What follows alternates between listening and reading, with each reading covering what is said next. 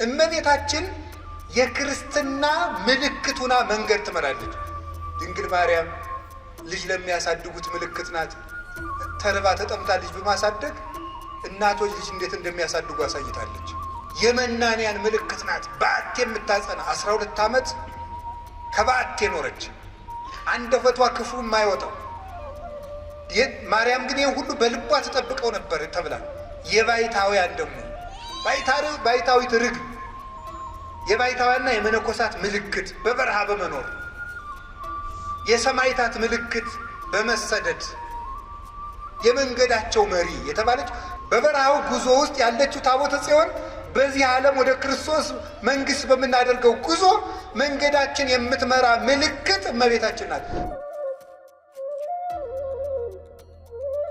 በስመ አብ ወወልድ ወመንፈስ ቅዱስ አሐዱ አምላክ ይትባረክ እግዚአብሔር አምላክ አበዊነ ቅዱሳን ዘሰብሐ ምሕረቱ ላዕሌነ።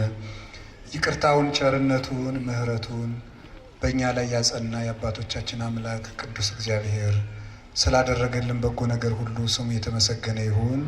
የእናታችን የቅድስት ድንግል ማርያም የቅዱስ መስቀሉ የቅዱሳን መላእክት የነቢያት የሐዋርያት የሰማዕታት የጻድቃን የደናግል የመነኮሳት ረድኤት አይለየን። ትምህርታችን እግዚአብሔር የፈቀደልንን ያህል እንማማራለን። ስለምንማማረው የእግዚአብሔር ታቦት በሚል ርዕስ ነው የምንማማረው። እስኪ በሉ ድገሙ ድገሙ። እሺ፣ የእግዚአብሔር ታቦት ኦሪት ዘጸአት ምዕራፍ 25 ከቁጥር 1 ጀምሮ ያለውን ነው የምንማማረው። ስለ ታቦት ያስፈልጋል አያስፈልግም የሚል ትምህርት ከሆነ እናውቀዋለን ብላችሁ ትምህርቱን ገመታችሁ እንዳትጨርሱት። እሺ፣ የእግዚአብሔር ታቦት በሚል ርዕስ ነው የምንማማረው። ይሄ የእግዚአብሔር ታቦት የሚለው ታቦት ማለት ቃል በቃል ሲተረጎም ማደሪያ ማለት ነው። ማደሪያ፣ ማረፊያ፣ መግቢያ፣ መኖሪያ ማለት ነው ትርጉሙ። ታቦት ማለት እሱ ነው። ማረፊያ፣ ማደሪያ ማለት ነው። የግዕዝ ቃል ነው ታቦት ማለት። ታቦትን የጀመረው እግዚአብሔር ነው። በላይ እግዚአብሔር በሰማይ ነው ታቦትን የጀመረ። በላይ በሰማይ ታቦት አለ። ራዕየ ዮሐንስ ምዕራፍ 11 ቁጥር 19 ላይ እንደምናነበው ሰማያት ተከፍተው በእግዚአብሔር ፊት የቃል ኪዳን ታቦት እንዳለ ቅዱስ ዮሐንስ በራእዩ ነግሮናል። እንግዲህ ራዕየ ዮሐንስ ምዕራፍ 11 ቁጥር 19 ላይ ያለው ታቦት ከሙሴ ታቦት የሚቀድም ነው። በምድር ላይ ያለው የታቦት ታሪክ በሙሴ ጊዜ ይጀምራል። ከዚያ በፊት የኖህ መርከብ ታቦት ትባላለች። እሷም ታቦት የምትባለው። ስለዚህ ልዩነት ግን አለው ያ ታቦት ይሄ ታቦት የተባለበት። ከዚህ ሁሉ በፊት እግዚአብሔር ታቦት በሰማይ ሰርቶ አስቀምጠዋል። ለምን? የሙሴ ታቦት ከሰማዩ ታቦት የተቀዳ ነው። ቅዱስ ያሬድ ይህን ሲናገር ቀዳሚሃ ለጽዮን ሰማይ ሳረረ ወበዳግም አርአዮ ለሙሴ ዘከመ ይገብር ግብራ ለደብተራ ይላል። ከጽዮን ከታቦተ ጽዮን አስቀድሞ በሙሴ እጅ ከምትሰራው ከታቦተ ጽዮን ከደብተራ ኦሪት አስቀድሞ እግዚአብሔር ጽዮን ሰማያዊትን ሰራ አለ ቅዱስ ያሬድ። ምክንያቱም ዕብራውያን 8 ላይ ስታነቡ እግዚአብሔር ለሙሴ ምን ብሎታል? እንዳሳየውህ አድርገህ ትሰራ ዘንድ ተጠንቀቅ ብሎታል። እንዳሳየውህ አድርገህ ትሰራ ዘንድ ተጠንቀቅ ብሎታል። ያሳየው የሰማዩን ታቦት ነበረ። የሰማዩን ታቦት እግዚአብሔር አሳየው ይላል ቅዱስ ያሬድ። የቅዱስ ጳውሎስን የወሰደና ቀዳሚሃ ለጽዮን ሰማይ ሳረረ ታቦተ ጽዮን በሙሴ እጅ ተቀርጾ ከመሰጠቱ በፊትና የኦሪቱ መቅደስ ከመሰራቱ በፊት እግዚአብሔር ሰማይን ፈጠረ። በሰማይ ያለ መቅደስን ሰራ። በሰማይ መቅደስ አለ፣ እንደምታውቁት መንበር አለ። ወባቲ ለዛቲ ቤተ ክርስቲያን ስርዓተ መላእክት አርአያ ዘበሰማያት ቤተ ክርስቲያን ስትትሜሰል በጽርሐ አርያም ዘላይሉ ለዚች ቤተ ክርስቲያን በሰማይ ያለ የመላእክት ስርዓት አላት ይላል አባ ጊዮርጊስ። ለዚች ቤተ ክርስቲያን በሰማይ ያለ የመላእክት ስርዓት አላት። ቤተ ክርስቲያን ስትትመሰል በጽርሐ አርያም ዘላይሉ ቤተ ክርስቲያን በላይ ባለችው በጽርሐ አርያም ወይም በሰማያዊቷ አዳራሽ በጽዮን ሰማያዊት ትመሰላለች ይላል። በሰማይ መንበር አለ፣ እዚህም መንበር አለ። በሰማይ ታቦት አለ። ራዕየ ዮሐንስ 11:19 እንደነገርኳችሁ እዚህ ታቦት አለ። በሰማይ መጋረጃ አለ፣ እዚህም መጋረጃ አለ። ትንቢተ ኢሳይያስ ምዕራፍ 6 ቁጥር 1 ጀምሮ እግዚአብሔርን በአመተ ሞት ኦዘያን ረይክዎ ለእግዚአብሔር ዘይነብር ሊበ መንበሩ ነዋህ ወብሩ ጥቀ ወምሉ ቤተ ስብሐቲሁ ወሱራፌል ይቀውሙ አውዶ። ኦዘያን በሞተ በአመቱ እግዚአብሔርን በረጅም ዙፋን ላይ አየሁት እንዳለ በሰማይ መንበር አለው። ይሄ መንበር አለ። መቅደሱ መጋረጃው ሲከፈት የምታዩት መቅደሱ ውስጥ ያለው መንበር ይባላል። እግዚአብሔር ከላይ መንበር እንዳለው እዚህም መንበር አለ። ቤተ ክርስቲያን የሰማይዋ አምሳል ምልክት ስለሆነ እንተ በምድር ሥራዊሃ ወበሰማይ አይጹቂሃ በምድር ስር ያላት በሰማይ ቅርንጫፍ ያላት ብሎ እንደተናገረ ቤተ ክርስቲያን ከሰማይ ወደ ምድር የወረደች ናት። ወሀገርስ ወለሀገርስ ሀዳስ ኢየሩሳሌም ሪክዋን ዘተወርድም ሰማይ አዲሲቱን ኢየሩሳሌም ቤተ ክርስቲያንን ማለቱ ነው። ራዕየ ዮሐንስ ምዕራፍ 21 ላይ ሲናገር ከሰማይ ስትወርድ አየኋት ይላል። ከመመራት ዘስርጉት ለመጣ ለባሏ እንደተሸለመ ሙሽራ ፍጹም ጌጥን የተመላች ነበረች። አዲሲቱን ኢየሩሳሌም ከሰማይ ስትወርድ አየኋት ያለ ቤተ ክርስቲያን ከሰማይ የመጣች ናት። ክርስትና በቀደም እንደነገርኳችሁ ከምድር ወደ ሰማይ የሚደረግ ጉዞ አይደለም። ከሰማይ ወደ ምድር መጥቶ ወደ ሰማይ የሚኬድ መንገድ ነው። ስለዚህ በሰማይ ዙፋን እንዳለ አያችሁ፣ በሰማይ መንበር እንዳለ ተመለከታችሁ፣ በሰማይ ታቦት እንዳለ ተመለከታችሁ፣ በሰማይ መጋረጃ አለ። ንሕነሰ ከሲተነ ንሬኢ ስብሐተ እግዚአብሔር ይላል ቅዱስ ጳውሎስ። እኛ ግን የእግዚአብሔርን ክብር ገልጠን እናያለን ይላል። ጀርባዬን ታያለህ አታይም እንዳለ እግዚአብሔር ራሱን በራሱ ይሰውራል። የራሱ መሰወሪያ ያለው ያን ብርሃን ነው መጋረጃ ያለው የብርሃን መጋረጃ ያለው። አጽነነ ሰማያት ወረደ ውቆባርታይተ ገሪሁ ወረሰ የጽልመተ መስዋሮ ዋውዶሂ ጽላሎቱ በኪሩቤል ላይ ተጭኖ በረረ ወሰረረ በክነፈ ነፋስ። በኪሩቤል ጀርባ ላይ ተጫነ፣ ከዚያም በረረ፣ በነፋስ ክንፍ ተጭኖ በረረ። ሰማያትን ዝቅ ዝቅ አድርጎ ወረደ፣ ከእግሩ በታችም ጭጋግ አለ፣ መሰወሪያውንም ጨለማ አደረገ ይላል ቅዱስ ዳዊት መዝሙር 17 ላይ ሲናገር። ይሄ ማለት እግዚአብሔር በኪሩቤል ጀርባ ላይ አለ፣ ራሱን ዝቅ አድርጎ ወረደ የተባለ ሰው ሆነ ነው። ለብሉይ ኪዳን ሲሰጥ በመግቦቱ ከፍጥረቱ ጋር አለ ኖረ ማለት ነው። ግን በምድር ስለኖረ ደግሞ ወቆባርታይተ እገሪሁ እግረ ባህሪውን መመርመር እንዳይቻል ከእግሩ በታች ጭጋግ አለ ማለት ራሱን በራሱ የሚሰውርበት ባህሪያዊ ግብር አለው ማለት ነው። ለኪሩቤልም አይመረመርላቸውም፣ በርቀተ መላእክትም አይመረመርም ማለት በነፋስ ክንፍ ተጭኖ በረረ ማለት ነፋስ በነፋስ በረረ ማለት ነፋስ ክንፍ ኑሮት አይደለም፣ ፈጣን ነው። በነፋስ ክንፍ የፈጠነ እንደማይደረስበት እግዚአብሔር ባህሪው አይመረመርም። መሰወሪያውን ጨለማ አደረገ፣ አይታወቅም። ስለዚህ መጋረጃ የእግዚአብሔር አይመረመርነት ምሳሌ ነው። ለሊከ ኪያከ አንጦላይከ ወለሊከ ብከ ተከደንከ ስውር ብከ እበይከ አልቦ ዘየአምረከ ለሊከ ትጠይቅ ርእሰከ። ራስህን በራስህ ትጋርዳለህ። ራስህ በራስህ የተሰወረ ነው። አንተን የሚያውቅ ከቶ ማንም የለም። አንተ ራስህን ታውቃለህ ይላል ዮሐንስ ወልደ ነጎድጓድ በቅዳሴው ሲናገር። መጋረጃ ቤተ ክርስቲያን ውስጥ ያለው መጋረጃ የእግዚአብሔር አይመረመሬነት ምሳሌ ነው። እግዚአብሔር አለመመርመሩን አለመታወቁን የሚያስረዳ ነው። ዙፋኑ ክብሩን ጌትነቱን የሚያስረዳ ነው። ታቦቱ መስዋዕት ተቀባይነቱን የሚያስረዳለት ነው። መስዋዕት መቀበሉ። ሱራፌል በዙሪያው ይቆማሉ። ሱራፊ ማለት እሳታዊ ማለት ነው የቃሉ ትርጓሜ። በአንድ በኩል አጣኝ ተብሎም ይተረጎማል። 24 ናቸው። ራዕየ ዮሐንስ ምዕራፍ 4 ቁጥር 1 ጀምሮ እንደምናነበው ሱራፌል 24 ናቸው።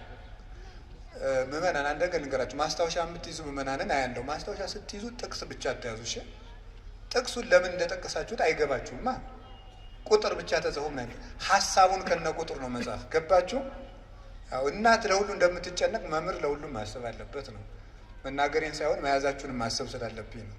ስለዚህ ማስታወሻ ስትይዙ ቁጥር ብቻ አትይዙ። ሐሳቡን ትጽፉና እዚያ ቁጥር ስትጽፉ ቁጥሩ ለምን ጉዳይ እንደተጻፈ ታውቃላችሁ። የመጽሐፍ ቅዱስ ኃይለ ቃል ለብዙ ምስጢር ስለሚጠቀስ ማለት ነው። አንዱ ኃይለ ቃል ብዙ ምስጢር ስላለው። እሺ፣ ስለዚህ ዙፋን ነገርኳችሁ፣ መጋረጃ ነገርኳችሁ፣ ታቦት ነገርኳችሁ። ሱራፌል ደግሞ አለ። ሱራፌል 24 ሽማግሌዎች ይላቸዋል። ሽማግሌ የሚለው ልብ በሉ፣ በግሪኩ ሽማግሌ የሚለው ቃል በዚህ ልሂቅ ማለት ነው። ልሂቅ ማለት ታላቅ ቄስ ማለት ነው እንጂ ሽማግሌ አረጋዊ በእድሜ የጎለመሰ ማለት አይደለም። በግሪኩ ሽማግሌ የሚለው ቄስ ተብሎ ነው የሚተረጎም፣ አባት የበላይ ማለት ነው። ኢልደር የሚለው የእንግሊዘኛው ዝም ብሎ ሽማግሌ ብሎ ወስዶታል። ሀሳቡ ግን ግሪክኛው መጽሐፍ ቅዱስ ትልቅ ሽማግሌ የሚለው ቄስ ማለት ነው።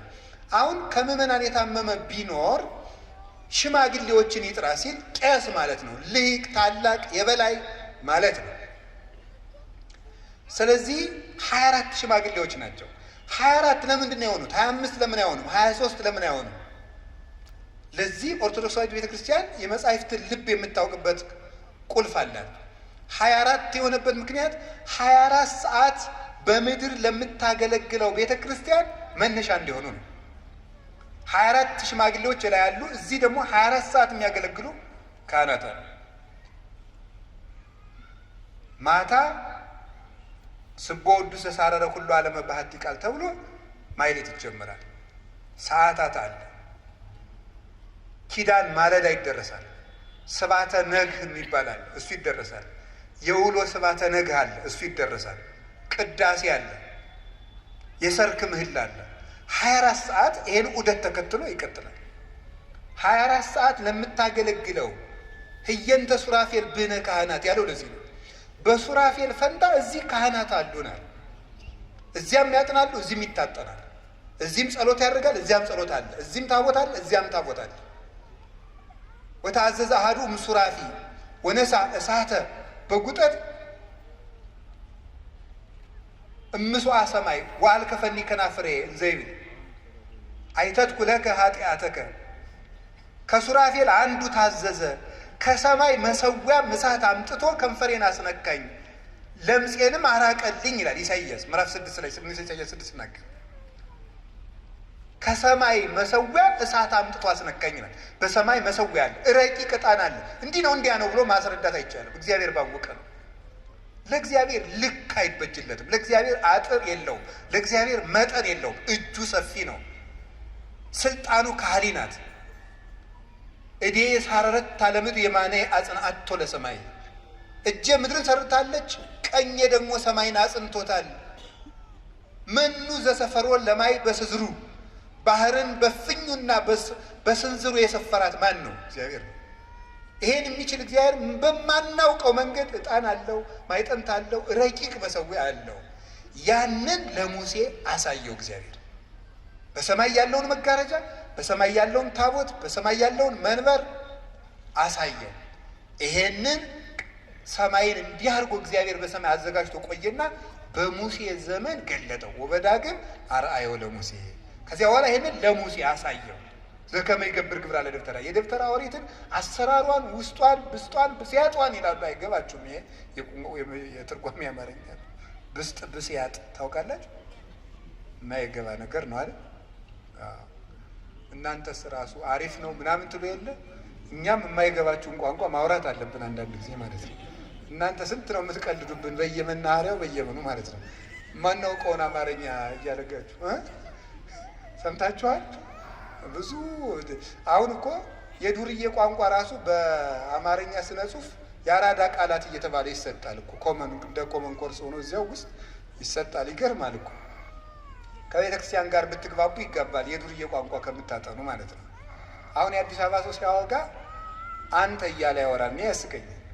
ለምሳሌ ቤተክርስቲያን ለምንድን ነው የማትመጣው ሲባል እኔ ነኝ እንደዚያ ስለው ያው ልጆችን ትምህርት ቤት ትወስዳለህ፣ ሚስት ትቆጣብሃለች ምናምን ለመነኩሴው እኮ እንዲህ እያለ የሚያወራው እንደ ራስህ ሚስቴ እያልክ አታወራም እንዴ? አንተ እያላችሁ የምታወሩት ለምንድን ነው? በሁለተኛ መደብ ማለት ነው። ያው ትተኛለህ፣ ታንቀላፋለህ። እኔ አልተኛም እላለሁ እንደ እኔ ልጅ የለኝም እዚያው ራስህን ቻል ማለት ነው። ስለዚህ በሁለተኛ መደብ የምታወጉት ነገር ይሄ ሁለተኛ መደብ ምንድን ነው? ሰከንድ ፐርሰን ነው አይደለም? እንደሱ እያደረጋችሁ የምታወሩት ነገር አቁሙ። እኔ እየረፈደብኝ ነው ማለት ያለባችሁ እንጂ አንተ እያላችሁ አታወሩ ነው። ስለዚህ የደብተራ ኦሪትን አሰራሯን እግዚአብሔር ለሙሴ አሳየው። ሙሴም ባስልኤል እና ኤልያብ የሚባሉ ጠበብትን ሰጥቶ እንዲሰራ አደረገው ማለት ነው። ሲሰራ እግዚአብሔር ሙሴን ወደ ሰማይ አሳርጎ ማለት ሕሊናውን ነጥቆ ተራራ ላይ አቁሞ 40 ቀን ጾሞ እግዚአብሔር ተገልጦ የሰጠው አሰራር። እኔ በዚህ ዘመን ታቦትን ጣዖት የሚሉት ሰዎች የሚያስቁኝ እንዲያው በጣም ይገርማል። እንደ ድንቁርና ያለ ጌትነት የለም መቼም። አለማወቅ ትልቅ ጌትነት ነው። ስጋት የለም። ሰው እኮ እየተማረ ሲሄድ ፈሪ እየሆነ ነው የሚሄድ። ታውቃላችሁ? ፈሪ ማለት ነው አይደል? ኧረ ይሄንስ ነገሌ ቢናገሩት ይሻላል ነው የሚለው። እኔ ባበላሸውስ ነው የሚለው። የማያውቅ ሰው ምን አለ? ደፋር የሚሆነው ሕፃንና ምንድን ነው አልተማረ ሰው። ያልተማረ ሰው ደፋር ነው። ቁንጫ፣ ዝንብ ያልተማረ ሰው አንድ ነው። እንዲህ እውነቴን ነው። ቁንጫ አሁን ዘሎ የጳጳስ ቆብ ላይ ቁጭ ሊል ይችላል። ምን አገባው? ቁንጫ ምን። ዝንብም እንደዚህ ነው። ሬት ቆይቼ ነው አትል ምን አትል። የፈለጋት ቆሻሻ ቦታ ቆይታ መጣ የሰዎቹ ማዕድ ላይ ቁጭ ትላለች። እንደ ያልተማረ ሰው እንደዚያ ነው። ደፋር ዝም ቁጭ ልበል። ከእውቀት ማዕድ ላይ እንደው ደርሶ ቁጭ ላይ ሀፍረት ራሱ የለውም። ሰው እኮ ቢችል ማወቅ፣ ካላወቀ መጠየቅ፣ ካልጠየቀ ደግሞ ማፈር ጥሩ ነው። እውነቴን ነው የምነግራቸው። አሁን ታቦት ጣዖት ነው ይላሉ ሰዎች። እግዚአብሔር ታቦትን የሰጠ ማን ነው? አሰራሩን የተናገረ ማን ነው? ታዲያ ታቦት እንዴት ጣዖት ሆነ ስትሏቸው አይ በሐዲስ ኪዳን ነው እንጂ በብሉይ ኪዳን እኮ አይደለም ይላል። ያ ማለት ምን ማለት መሰላችሁ? ሲገለበጥ እሺ የሐዲስ ኪዳኑ ታቦት አልፏል ብለን እንኳን እንደነሱ ብናወጋ ምን የሚል ሀሳብ አለው? ታቦት ጣዖት ነው ይላል ነው? አዎ። መቼ? ዛሬ። በብሉይ ኪዳን እሳ ነበር። እሺ ታቦት ዛሬ ጣዖት ከሆነ እግዚአብሔር በብሉይ ኪዳን ዘመን ጣዖት እያመለክን እንድንቆይ ይፈቅዱራል ማለት ነው? አይፈቅድም። ምክንያቱም የሰጠ ታቦትን ማን ነው? እግዚአብሔር እስከተወሰነ ጊዜ ድረስ ጣዖት አምልኩ ይላል። ታቦት በብሉይ ኪዳን ዛሬ ጣዖት ከሆነ በብሉይ ኪዳንም ጣዖት መሆን አለበት። እግዚአብሔር ደግሞ ጣዖት ሊሰጥ አይችልም። በብሉይ ኪዳን ጣዖት ካልነበረ ዛሬም ጣዖት የሚሆንበት ምክንያት የለም። ታቦት የምታመልክ ቤተ ክርስቲያንም የለችም። ቤተ ክርስቲያን ታቦት አታመልክም። የምታመልከው ክርስቶስን ብቻ ነው። ማርያምን አታመልክም፣ ሚካኤልን አታመልክም፣ ገብርኤልን አታመልክም፣ አርሴማን አታመልክም፣ ገብረ መንፈስ ቅዱስን አታመልክም። እነዚህ የወንጌል ምልክቶች ናቸው። መጽሐፍ ቅዱስን እንዲሁ እኮ ይገርማል። በዘመናዊ ትምህርት እኮ ሲኒየርስ አሉ የሉም? አሉ የሉም? አሁን ሲኒየርስ ምንድን ናቸው? መጀመሪያ አንተ ስትማርና ሲያበቃ እንዴት እንደሚደረግ ተግባሩን የሚያሳዩ ናቸው። ፕራክቲክም ስትወጡ የሐኪሞቹ ለምሳሌ ኢንተርንሽፕ ነው የሚባለው። ሐኪሞቹ 5ኛ 6ኛ ዓመት ሲሆኑ ከሲኒየር ሐኪሞች ጋር ሆነው ኦፕራሲዮን ሲደረግ ያሉ ያክማሉ። ምን ይላሉ? ምንድን ነው የሚያደርጉት እነዚያ ሰዎች ሲባል እንዲህ በታሪክ የተማሩትን ቲዎሪ ወይም ንድፈ ሐሳብ የሆነውን ትምህርት በተግባር የሚሰሩት ሰዎች ናቸው ሲኒየሮቹ። ቅዱሳን በቤተ ክርስቲያን የሚተረኩበት ምክንያት የጽድቅ ሲኒየሮች ናቸው። ፕራክቲካል ቴዎሎጂ የሚያሳዩን ናቸው። ተግባራዊ ክርስትና። ጠላትን መውደድ እንደማን ነው ብንባል እንደ ገሌ ተብሎ እንድናየው ማለት ነው። የጽድቅ ይውለድ ዋኖቻችሁን ተመልከቱ ብሎናል ቅዱስ ጳውሎስ ዕብራውያን 13 ቁጥር 7 ላይ ዋኖቻችሁን አትርሷቸው፣ የእግዚአብሔርን ቃል ያስተማሯችሁን ዋኖቻችሁን ተዘከሩ መኳንንቲክሙ ዘነገሩክሙ ቃል እግዚአብሔር። እግዚአብሔር ቃል የነገሯችሁ ዋኖቻችሁን አስቡ፣ በጎ ስራቸውን እያያችሁ ምሰሏቸው ይላል። እንዴት እንደሚኖር መምህር ወንጌልን ያስተምረናል። ገድለ ቅዱሳን ደግሞ ወንጌል እንዴት እንደሚኖር የተግባር ወንጌልን የሚያሳዩ ናቸው። ጻድቅ ለእንስሳ እንኳን ይራራል ይላል ሰሎሞን መጽሐፈ ምሳሌ ላይ። ለእንስሳ ሲራሩ አቡነ ገብረ መንፈስ ቅዱስ እናያለን፣ አቡነ ተክለ ሃይማኖትን እናያለን። ለእባብ እንኳን የሚራሩ እናያለን እና አቡነ በጸሎተ ሚካኤልን እናያቸዋለን። እነዚህ የወንጌል ምልክቶች ናቸው። የምናስባቸው መልካም ነገራቸውን እያየን እንድንከተል ነው። በቤተ ክርስቲያን ውስጥ ታቦት የሚመለክባት ኦርቶዶክስ ቤተክርስቲያን የለችም። የሚመለከው ክርስቶስ ነው። በታቦቱ ላይ የሚጻፈው ስምም የኢየሱስ ክርስቶስ ነው። ከመለስሙ ለእግዚእነ ኢየሱስ ክርስቶስ ይስክር ኩሉ ብርክ ዘውስተ ሰማይ ወዘውስተ ምድር ወዘበታሕቲሃ ለምድር የሚለው ፊልጵስዩስ ምዕራፍ 2 ቁጥር 8 ላይ ያለው ለኢየሱስ ክርስቶስ ከሰማይ በላይ ከምድር በታች በምድርም ያለው ጉልበት ሁሉ ሊሰግድ ይገባል የሚለው የሚጻፍበት። ስለዚህ በብሉይ ኪዳን እግዚአብሔር ታቦትን ለምንድን ነው የሰጠ ስትሉ የሰማይ ስርዓትን ለማሳተፍ ነው። የሰማይ ስርዓትን ለማሳተፍ እግዚአብሔር ለሕዝቡ ቅርብ መሆኑን ለማሳየት ነው። ታቦት ሰጠ። መስጠት ቅርብ ወዳጅነት ነው። መስጠት ቅርብ ወዳጅነት ነው። መቀበልም ወዳጅነት ነው። ከምትጠሉት ሰው ወደ ስጦታ አትቀበሉ። ዕቃ ከመቀበል ልብን መቀበል ይቀድማል። ዕቃን ከመስጠትም ልብን መስጠት ይቀድማል። ስለዚህ መስጠትና መቀበል የፍቅር ምልክት ነው። እግዚአብሔር ታቦት ሰጠ። ቅርብነቱን አባትነቱን እግዚአብሔር ከኛ የራቀ አይደለም እንዲሉ ነው። 400 ዓመት በመከራ የኖሩ እስራኤላውያን እግዚአብሔር ሩቅ አይደለም ከኛ ጋር ነው እንዲሉ ታቦቱ ላይ ብርሃን እያሳረፈ ደመና እየከበበ ያሳያቸዋል። በታቦቱ ደግሞ በግ እያረዳችሁ አቅርቡልኝ፣ ርግብ አቅርቡልኝ፣ የበግ ደም የፍየል ደም አምጡልኝ ይላቸዋል። እግዚአብሔር የፍየል ደም፣ የበግ ደም፣ የወይፈን ደም፣ የኮርባ ደም፣ የርግብ ደም ርቦት፣ ስንዴ ርቦት፣ ወይን ርቦት ጠምቶት አይደለም አቅርቡ የሚለው። ምን ማለት ነው? አንድ ሰው አንዲት ድሃ ለአንድ ንጉሥ እችን እንደው ቅመስልኝ ብትለው ንጉሱ ቢቀበላል ምን ያህል ደግ ንጉሥ ነው፣ የድሃይቱን ገንዘብ ተቀበለ ተብሎ ይደነቃል። እግዚአብሔር ይሄን አምጡልኝ የሚለው ደግነቱን እንደሚወደን ለመግለጥ ነው። እንደሚወደን የምትወዱትን ሰው ስጦታ ትቀበላላችሁ። እግዚአብሔር እንደሚወደን ለማመልከት በታቦቱ ስጦታ ይቀበል ነበር። ታቦቱ የአብሮነት የሱታፌ እግዚአብሔር ከእግዚአብሔር ጋር የመኖር ማዕከላዊ ምልክት ነው የነበረው። እግዚአብሔር ሩቅ ነው እንዳይሉ። ይሄ ታቦት ምን እንዳደረገ እንዴት እንደተሰራ ልንገሩላችሁ። ከማይነቅዝ እንጨት ነው የተሰራው። ዘጸአት ምዕራፍ 25 ቁጥር 1 ጀምሮ ከማይነቅዝ እንጨት። በደንብ ስሙ ምዕመናን። ሌሎች የቤት ስራ ሲሰጧችሁ አንድ ጥቅስ አንጠልጥላችሁ ትመጣላችሁ። እኛ ስናስተምራችሁ አስቡን እንዲሁ ምን እንዲሁ ቅዱስ ጳውሎስ እኮ እንዲሁ እንደዚህ ያለ አዚም ማን ያደረገባችሁ እንዲሁ ባካችሁ ንገሩኛል። ማን ነው እንደዚህ ያለ አዚም የነገራ እንዲሁ ያደረገባችሁ አለ። እስቲ ስሙ፣ እውነቴን ነው። ከማይነቅዝ እንጨት ከግራር እንጨት ቁመቱን ክንድ ከስንዝር ወርዱን ክንድ ከስንዝር አቆልቋዩን 2 ክንድ ከስንዝር አድርገው በውስጥና በውጭ በወርቅ ለብጠው 4 ቀለበት አብጅለት። በእግዚአብሔር ጣት የተጻፉ 10 ቃላት ያለበትን ጽላት በታቦቱ ውስጥ አስገብተህ አኑር አለው። 2 ክንድ ከስንዝር ክንድ ከስንዝር ክንድ ከስንዝር ምንድን ነው ይሄ? ታቦት ይሄን አደረገና ሰራ። በወርቅ ለበጠው። 4 ቀለበት አደረገለት። 4 ማዕዘን ቢሆን እንደዚህ 4 ማዕዘን ቢሆን እዚህ ላይ 1 ቀለበት አለው፣ እዚህ ላይ 1 ቀለበት አለው፣ እዚህ ላይ 1 ቀለበት አለው፣ እዚህ 1 ቀለበት አለው። አንዱ መሎጊያ በዚህ ይገባል። 2 መሎጊያ ነው ያለው። በሁለቱ ቀለበቶች እንደዚህ ይገባል።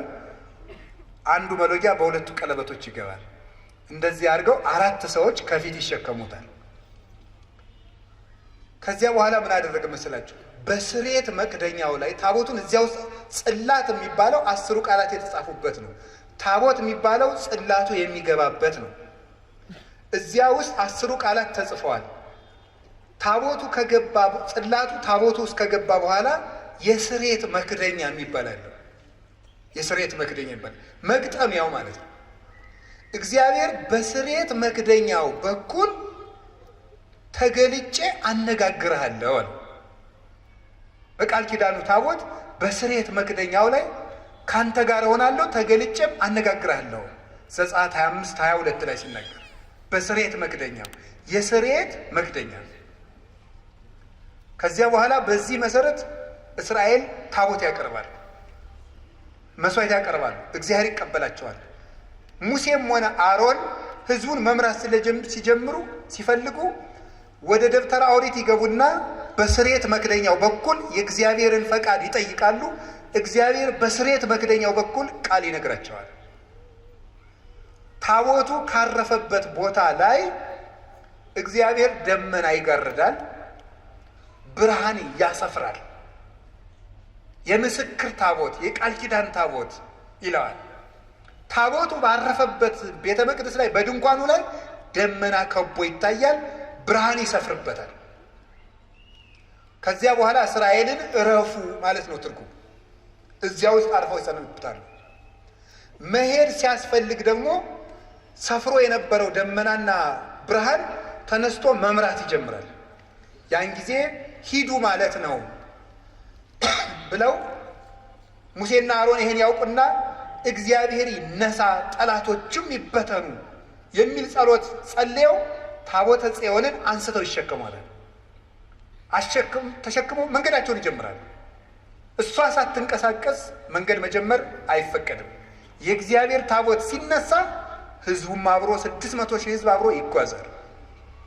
ስለዚህ ይሄ ታቦት የእግዚአብሔር ብርሃን የሚያርፍበት፣ የእግዚአብሔር ደመና የሚያርፍበት፣ መስዋዕት የሚያሳርጉበት፣ የእግዚአብሔርን ድምፅ የሚሰሙበት፣ እግዚአብሔር ከነሱ ጋር የሚሆኑበት፣ መንገዳቸውን የሚመራቸው ነበረ። መጽሐፈ ኢያሱ ምዕራፍ 3 ቁጥር 3 ላይ ሲናገር የእግዚአብሔር የቃል ኪዳን ታቦት ተነስቶ በሄደ ጊዜ ከየቤታችሁ ወጥታችሁ ተከተሉት ብሏቸዋል። መንገድ የሚጀምሩት ታቦቱ ጉዞ ሲጀምር ነው። ወዴት ነው የሚሄዱት? ወደ ርስት፣ ወደ አባቶቻቸው ርስት ሲሄዱ መሪያቸው ታቦት ነው። የሚመራቸው በታቦቱ ላይ እግዚአብሔር ነው።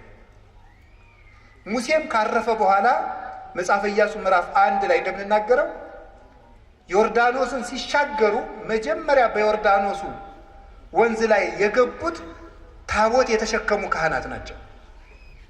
ታቦት የተሸከሙ ካህናት በዮርዳኖስ ሲገቡ እስራኤል በደረቅ ተሻገሩ። ይሄ ታቦት አሻጋሪ ነበር ማለት ነው። ነጥቦችን ትይዛልኛላችሁ። ከእግዚአብሔር ጋር የሚነጋገሩበት ነበር። የኃጢአት ይቅርታ የሚያገኙበት ነበር። የእግዚአብሔር ብርሃን የሚሰፍርበት ነበር። የእግዚአብሔር ደመና የሚከበው ነበረ። የመንገዳቸው መሪ ነው። ወንዝ አሻጋሪያቸው ነበረ። ቀጥለው ኢያሪኮ ሲደርሱ ኢያሪኮ በግንብ የታጠረች ናት። የኢያሪኮን ግንብ ለማፍረስ እልል እያሉ የዘሩት ታቦቱን ተሸክመው፣ ታቦት ተሸክመው ሲዘሩ የኢያሪኮ ግንብ ፈረሰላቸው። ስለዚህ ርስት እንዳይወርሱ አጥር የሆነባቸውን ግንብ ያፈረሱት ታቦት ተሸክመው ዙረው ለእግዚአብሔር እልልታ አቅርበው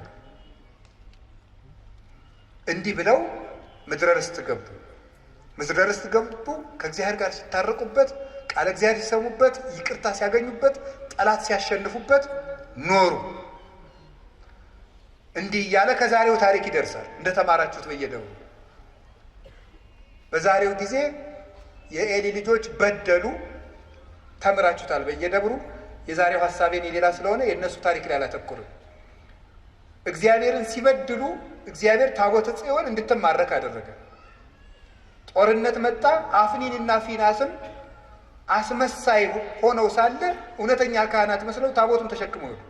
ታቦቱን በድለው ታቦቱን ተሸክመውት ሄዱ። እግዚአብሔር ካህናቱን አስገድሎ ታቦተ ጽዮን ተማርካ ሄደች። ታቦት የእግዚአብሔር ከሆነ ለምንድን ነው የሚሰረቀው? ይላል። ራሱን ያልጠበቀ ታቦት እንዴት አንተን ይጠብቃል? ይላል። ለምን ይመስላችኋል? አልመቸው ሲል ነው የሚሰረቀው። እቤት ሌባ ሲበዛ እንዴ ይገርማችኋል እኮ። ምን አንድ የበረሃ አባት የተናገረው ንገራችሁ። እብድ ከደጅ ሆኖ ድንጋይ ሲወረውር በጊዜ ካላስቆምከው እና የመጀመሪያውን ድንጋይ አውጥተህ ካልጣልክ ቀኑን ሙሉ ሲወረውር ከዋለ ድንጋዩ ከቤት ሞልቶ አንተ ወጥተህ ትሄዳለህ። ሲከመር ማረፊያ ታጠና ወጥተህ ትሄዳለህ። እና እብድ የወረወረው ብዙ አለ ነው። ድንጋይ ሲበዛ ሰው ቤቱ ይወጣል። ወጣ ሄደች። አፍኒንና ፊናስ 3 በደል በድለዋል። ምን የቄስ በደል ምን ያደርግላቸዋል? በደሉ ነው። ተማረከች። ተማርካ ሄደችና ምን አደረገች? የእግዚአብሔር ታቦት የሚማረከው 1 ከቤት በደል ሲበዛ፣ 2 ተአምራትን ሄዶ ለመግለጥ ነው። ተማርካ የት ሄደች? ፍልስጤም ሄደች። ፍልስጤም ወስደው ምን አደረጉት? ከጣዖት ቤት አስቀመጡት። ሲያስቀምጡት ምን አደረገ? በበነጋው ዳጎን ሲታይ ዳጎን ማለት ዓይን እያለው ጥሩ ዓይን የተቀረጸለት፣ ጥሩ ጆሮ ያለው፣ ጥሩ ከንፈር ያለው፣ ጥሩ እጅ ያለው፣ ጥሩ እግር ያለው፣ ወርቅ የለበሰ ግን ድንጋይ ነው። እንደዚህ ወርቅ የለበሰ እለሰ ይሰማዩ መምህራነ ዘየአምሩ መጻሕፍተ ኢፉድፉዳን እሙንቱ እምዳጎኖሙ ለሰብአ ዛጦን። በቃ አልተረጉም። ለእናንተ አነደዳችሁ ግዕዝ ተማሩ። ዳጎን ማለት ያ ነው። አሁን ለሊቃውንቱ የነገርኳቸው ማለት ነው። ስለዚህ ከዳጎን አጠገብ ሲያስቀምጡት በበነጋው ሲመጡ ዳጎን ከታቦተ ጽዮን ሰግዶ ተገኘ። ተንበርክኮ ኧረ እኔ አይገባኝም ብሎ ሰግዶ ተገኘ። በታቦቱ ላይ ያለው እግዚአብሔር ኃይል ነው። ታቦት እንጨት ነው፣ ታቦት ድንጋይ ነው ይላል እንጂ አሁን እንጨት ነው፣ ግን የሚሰብር እንጨት ነው። ሰብሮ ይጥላል። ይኸው ዳጎንን ሰበረው። እንጨት እኮ ነው፣ የግራር እንጨት ነው ታቦት። ወቁት እንዲሁም ማለት ነው። የግራር እንጨት ነው። ከግራር እንጨት ታቦት ስራ አለው። ግን ኃይል ያለው እንጨት፣ ግን ብርሃን የሰፈረበት እንጨት፣ ግን ደመና የከበበው እንጨት፣ ግን እግዚአብሔር የባረከው እንጨት፣ ግን ወንዝ የሚፈራው እንጨት፣ ተራራ የሚንቀጠቀጥለት እንጨት ወሰዱና እንዴት እንዲህ ምን ሆኖ ነው አያ ዳጎን ብለው በበነጋው ደግሞ ከፍ አድርገው እሱን አንስተው እንዲህ ይገርማል። ራሱ የሚወድቅ ደግሞ ታቦተ ጽዮንን ታች አድርገው ተገኙ። ጭራሽ በበነጋው የዳጎን እግሩ ለብቻ፣ እጁ ለብቻ፣ ጭንቅላቱ ለብቻ ሆኖ ተቆራርጦ ተገኘ። አንደኛ ሳሙኤል ምዕራፍ 4ን በደንብ አንብቡት። ፍልስጤም ውስጥ እንደደረገ ከዚያ በኋላ የሀገሩን ሰው በሙሉ እባጭ እበጥ በታቸው። እባጭ ማለት ምን እንደሆነ ታውቃላችሁ? እባጭ ማለት የሰው ልጅ የመረቢያ አካሉ ግንድ ነው አበጠ ማለት። መራመድ መንቀሳቀስ አቃተ። አይጣ ላይ ድረስ ነው። ኧረ ትሂድልን ይቺ ታቦታ ነው። አዎ ከጋዛ ወደ አዛጦን፣ ከአዛጦን ደግሞ ወደ ጌት፣ ከጌት ደግሞ ወደ አስቀሎና ላኳት። እንደዚህ ያለ የሀገሩን ሰው ሁሉ እየፈጀች ጠንቋዮች ቢጠየቁ የለም ይችን የእግዚአብሔር ታቦት ካልመለሳችሁ ሰላም አይመጣም ማለት። እሺ ብለው ምን አደረጉ? የወርቅ አይጥ አምጥታባቸው ነው። እንግዲህ የእግዚአብሔርን ንብረት መውሰድ የቤት አይጥ ያመጣል። አይጥ አመጣችባቸው። የወርቅ አይጥ ሰሩና እጅ መንሻ ለእግዚአብሔር ሰጥ አድርገው በ2 ጊደሮች ጀርባ ላይ ጭነው ታቦተ ጽዮንን ሰድዷል። ላሞቹ ወደ ቤታቸው ዘወር ሳይሉ ወደ ግራም ወደ ቀኝም ሳይሉ ታቦተ ጽዮንን ተሸክመው ሄዱ። ሄደች፣ ከአቢዳራ ቤት ገባች። የአቢዳራን ቤት ባረከችለት ታቦተ ጽዮን። አንደኛ ታቦተ ጽዮን አሸንፋ የመጣች ታቦት፣ ሁለተኛ ደግሞ ምን አደረገች? በረከት የሰጠች ታቦት። የአቢዳራን ቤት ባረከች። ከአቢዳራ ተነስታ ደግሞ ወደ ኢየሩሳሌም ስትመለስ በቅዱስ ዳዊት ዘመን 2ኛ ሳሙኤል ምዕራፍ 6 ላይ እንደምትመለከቱ ስትመለስ ደግሞ መንገድ ላይ የአቢዳራ ልጆች እየነዱ ሲወስዱ ዘንበል ስትል ኦዛ የሚባለው ሰው 2ኛ ሳሙኤል ምዕራፍ 6 ቁጥር 7 ላይ እደግፋለሁ ሲል መልአኩ መጥቶ እጁን ቆረጠው ይላል። ለምንድነው እጁን የቆረጠው? ለምንድነው እጁን የቆረጠው? ክህነት ሳይኖረው ታቦትን መንካት ስለማይገባ እጁን። ስለዚህ እዚህ ታቦት እንጨት ነው፣ ግን ሳይገባቸው የሚዳስሱትን እጃቸውን የሚቆርጥ ነው። ምናልባት ዛሬ ሰርቆ ይኸው እየዳሰስኩት ነው ልትል ትችላለህ። ነፍስን ምን ያህል እንደቆረጣት ግን አታውቅም። ከእግዚአብሔር እንዴት ባለ ሰይፍ ቆርጦ እንደጣለና እንደለየ አታውቅም። የሚሳለቁበትም ይኖራል። ይሄን ነው ታቦት የሚሉት ይላል። እስቲ እኔን ምን አረገኝ ይላል። ይሄ ማለት ምን ማለት መሰለህ? ክርስቶስን በጥፊ እየመታ እስቲ ክርስቶስ ምን ታደርገናለህ እንደማለት ነው። እና አይሁድ ክርስቶስን በጥፊ እየመቱ ማቴዎስ 27 ላይ ማን ነው የመታ እስቲ ተናገር፣ እስቲ ከመስቀል ውረድ ብለው ስለተሳለቁበት እሱም ምንም ስላላደረጋቸው ክርስቶስ ተሸነፈ ማለት ነው? አይደለም። አንተ ሰው አለ ቅዱስ ጳውሎስ ሮሜ 2 ላይ ትፈቅድኑ ታስተአብዱ ለእግዚአብሔር በብዝኃ ምሕረቱ ወበኦሆ ብሂሎቱ። አንተ ሞኝ፣ እግዚአብሔር ሰላም አውሎ ስላሳደረ እየበደልከው ስላልቀሰፈ እግዚአብሔርን ሞኝ ልትለው ትወዳለህ? እንዲህ አለ። ስለታገዝ ትዕግስትም ጅልነት ታደርጋለህ። ወባሕቱ በአምጣነ ኢትኔስት ትዘግብ መቅሰፍተ ለርእስከ። ነገር ግን ንስሐ እንዳለመግባት ለራስህ ፍዳን ታከማቻለህ። ኢተአምሩኑ ከመ ሳህሉ ለእግዚአብሔር ኪያከ ያገርር ሀበ ንስሐ። የእግዚአብሔር ቸርነት አንተን ለምሕረቱ ለመጥራት ነበር እንጂ እንድትጠፋበት አልነበረም ማለት። ስለዚህ የእግዚአብሔር ታቦት ሳይገባቸው የሚነኩትን የሚቆርጥ ነው። ከዳዊት ቤት መጣች። ቅዱስ ዳዊት ትሑቱ የእግዚአብሔር ታቦት ወደ እኔ ትመጣ ዘንድ እንደምን ይቻላል ብሎ በሙሉ ኃይል ወለብሰ ኤፉደ ቅኔሁ ዘያሐይድ ዓይነ ይላል። ዓይንን የሚበዘብዝ ወርቅ ለብሶ በሙሉ ኃይሉ ነበር የሚዘምረው ቅዱስ ዳዊት እየዘለለ ደስ እያለው የእግዚአብሔር ታቦት ወደ እኔ ሊመጣ አይገባውም ብሎ እየዘለለ አመሰገነ። እንደምታውቁት እዛ 2ኛ ሳሙኤል ምዕራፍ 6 ላይ ሜልኮል የምትባለው በመስኮት አይታ ሳቀችበት ይላል። እግዚአብሔር ማኅፀኗን ዘጋው። በእግዚአብሔር ታቦት ላይ ለሚቀርብ ምስጋና ተቃውሞን የሚያቀርቡ ሰዎች ማኅፀናቸው ይዘጋል። ይሄው እኔ እቃወማለሁ እና እየወለድኩ ነው ሊል ነው ደግሞ አንዱ ይመጣልና ይጅሉ ማኅፀን እኮ ብዙ አይነት ማኅፀን አለ። የአእምሮ ማኅፀን አለ። የነፍስም ዘግቶብሃል እኮ ቆልፎብህ ነው የምትለፈልፈው እንደ ሞንታርቦ። ልጅ ብቻ አይደል ልጅ የሚወልደው ማኅፀን ብቻ አይደለም። ኢሳይያስ እኮ ትንቢተ ኢሳይያስ ምዕራፍ 46 ላይ ምን ይላል? ጸነስነ በእንተ ፈሪሆትከ ሀመምነ ወለድነ ይላል። አንተን መፍራትን ጸነስን፣ ምጥ ያዘን፣ ወለድን ይላል። ፈሪሃ እግዚአብሔርን መጽነስ አለ፣ ምግባር መውለድ አለ። ማኅፀን የሚባለው ልጅ የሚወልደው ብቻ አይደለም፣ አይምሮም ማኅፀን ነው። ያንን ይዘጋዋል እግዚአብሔር። የምህረት ማኅፀን ይዘጋል፣ በር ይዘጋል እግዚአብሔር። እንዲህ ያደረገች ዳዊትን ግን ባረከችው እና የእግዚአብሔር ታቦት እንዲህ ኃይል ስታደርግ ኖራ ኖራ ኖራ ኖራ ኖራ በቀዳማዊ ምኒልክ አማካኝነት ህዳር 21 ቀን ኢትዮጵያ መጣች እላችኋለሁ። ህዳር 21 ቀን አክሱም የገባችበት ቀን ነው። 4 ማረፊያዎች ነበሯት። አንዱ መርጡለ ማርያም ይባላል፣ ምስራቅ ጎጃም ውስጥ ነው። መርጡለ ጽዮን ነበር የምትባለው።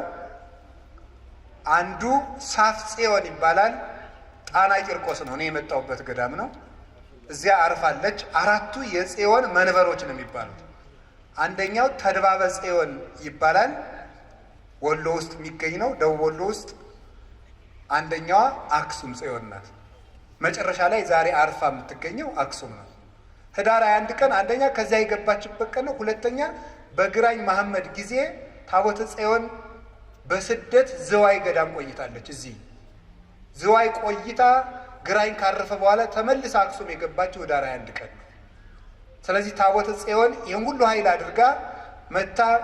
ኢትዮጵያውያን እኮ ወርቅ ህዝቦች ነን በእውነቱ። ኢትዮጵያውያን ብንሆን ማለት ነው። ኢትዮጵያውያን ኮቴሽን እግዚአብሔር የሚላት ኢትዮጵያ ማለት ነው። እናንተ በያፋችሁ የምትሏት ኢትዮጵያ አይደለም ነው የሚለው እግዚአብሔር የሚላት ኢትዮጵያ። ኢትዮጵያውያን ብንሆን ይገርማችኋል እኮ ኢትዮጵያ ትላላችሁ እንዴ?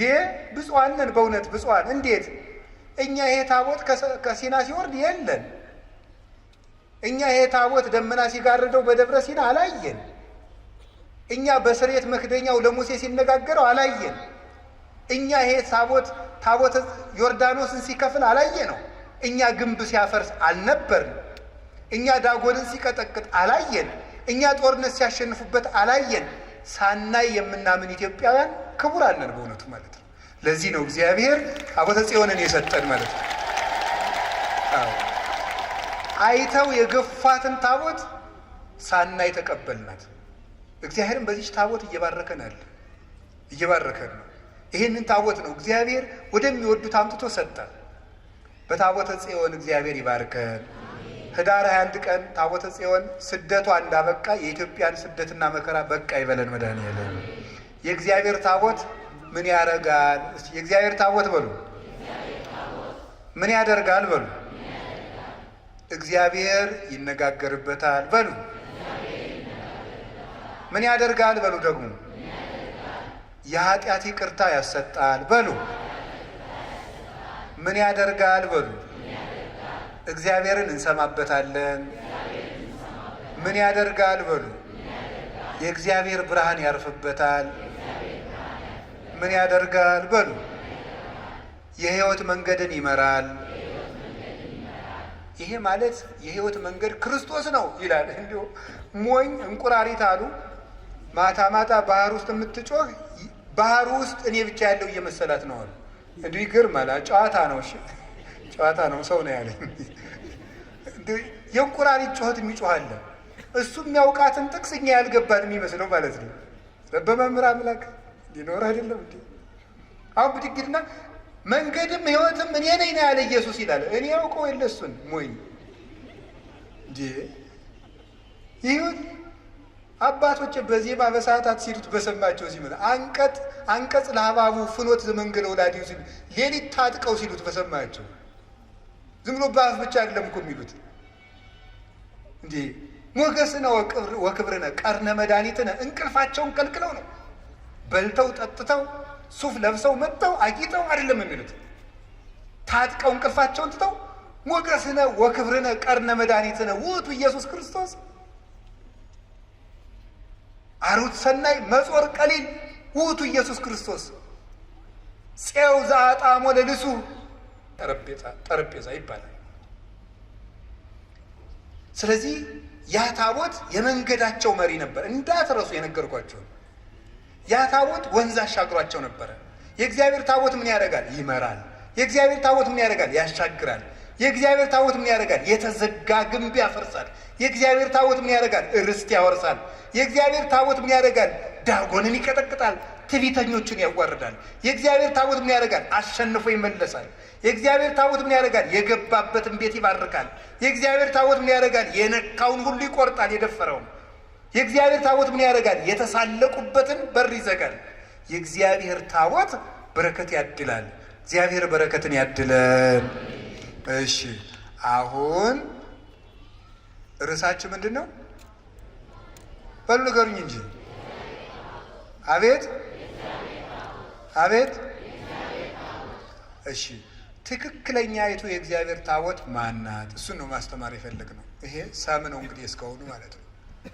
የእግዚአብሔር ታቦት ማርያም ናት። እስቲ የእግዚአብሔር ታቦት ማርያም ናት በሉ።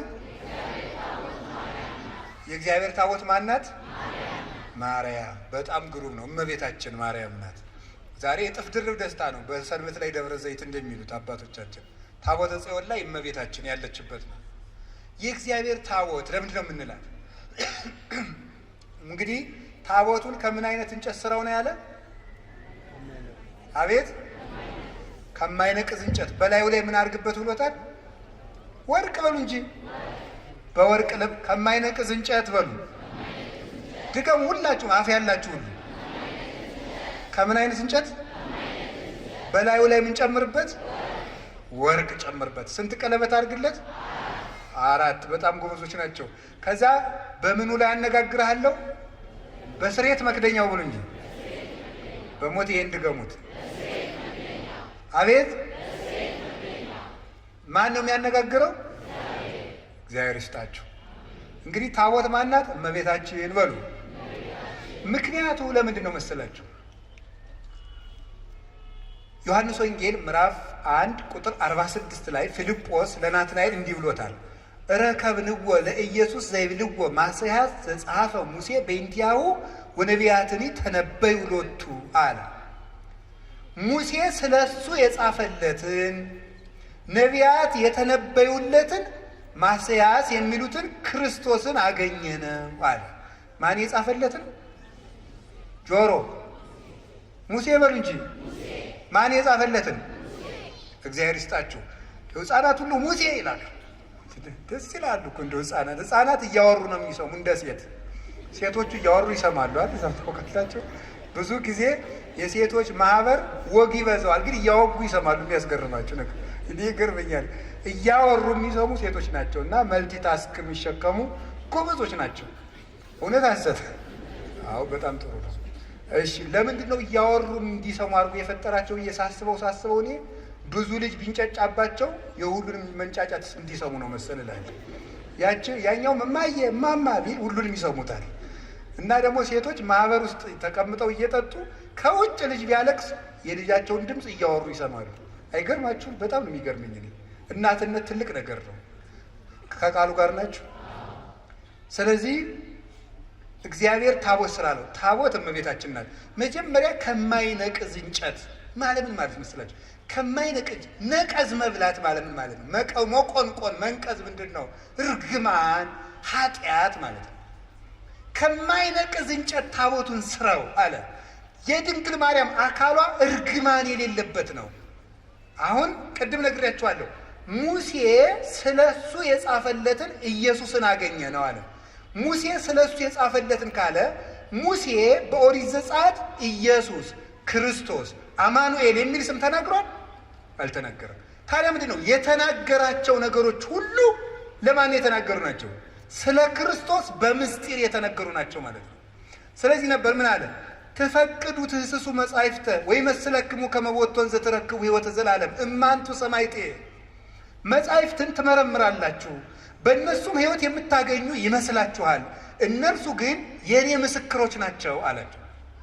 ዮሐንስ ወንጌል ምዕራፍ 5 ቁጥር 44 ላይ እንዲህ አላቸው። ሶበሰ አመንክምዎ ለሙሴ እማመንክሙኒ ኪያየኒ። ሙሴን አምናችሁት ሆኖ ኖሮ ቢሆን እኔንም ታምኑኝ ነበር። እስመ ውእቱ ጸሐፈ በእንቲአየ፣ እሱ ስለ እኔ ጽፏልና አለ። ዮሐንስ 5:46 ላይ እሱ ስለ እኔ ጽፏልና ሙሴን ብታምኑ እኔንም ታምኑ ነበር አለ። እንግዲህ በሙሴ የተጻፈው ጽሑፍ ሁሉ ለክርስቶስ ቀጠሮ ነበር ማለት ነው። ገባችሁ? በመና ለክርስቶስ ቀጠሮ ነበር። በምንድን? በምስጢር ማለት ነው። በምስጢር እንደዚያ ከሆነ ለምሳሌ ኦሪት ዘጸአት ምዕራፍ 25 ስለ ኢየሱስ ክርስቶስ የተጻፈ ነው። እንዴት ተብሎ ነው የተጻፈው? ታቦት እናቱ ቃል እሱ ተብሎ ተጽፈዋል ማለት ነው። እናቱ ታቦት እሱ ደግሞ ቃል ተብሎ ተጽፏል። እንዲህ ብሎ ነው የተጻፈው። ኦሪት ዘጸአት ምዕራፍ 25 ቁጥር 1 ላይ ማይነቅዝ እንጨት፣ እንግዲህ እናቱ ታቦት ናት። በታቦቱ ውስጥ የእግዚአብሔር ቃል አለ። ክርስቶስ ደግሞ ቃል ነው። በቀዳማዊ ሕልውናው ቃል ይባላል። ዮሐንስ ወንጌል ምዕራፍ 1 ቁጥር 1 ላይ በመጀመሪያ ቃል ነበረ ብሎ ቁጥር 14 ላይ ቃል ሥጋ ሆነ እንዳለ ክርስቶስ ቃል ይባላል። ቃል ይባላል። ስለዚህ በታቦት ውስጥ ቃል አኑርበት ማለት በታቦት በድንግል ማርያም ማህፀን ቃል ወልድ አድሮ ሥጋ ነፍሶ ስግው ቃል ክርስቶስ ሆነ፣ በተዋሕዶ ራሱን ገለጠ ማለት ነው። ስለዚህ እመቤታችን ታቦት ናት። ክርስቶስ ምን ይሆናል? ቃል ይሆናል። እንደዚያ ከሆነ ቃሉ የሚገባበትን ታቦት የማይነቅዝ እንጨት ይሁን ማለት ድንግል ማርያም እግዚአብሔር የሚያድርባት ስለሆነች የእሷ አካል እርግማን የሌለበት ነው ማለት ነው። የማይነቅዝ እንጨት ነው። መንቀዝ ማለት ብሌት ማለት እርጅና ማለት ምን ማለት ነው? ኃጢአት፣ እርግማን ማለት ነው። ቅዱስ ጳውሎስ ሁለተኛ ቆሮንቶስ ምዕራፍ 5 ቁጥር 18 ላይ እነሆ በክርስቶስ ሁሉ አዲስ ሆኗል፣ አሮጌው አልፏል ብሏል።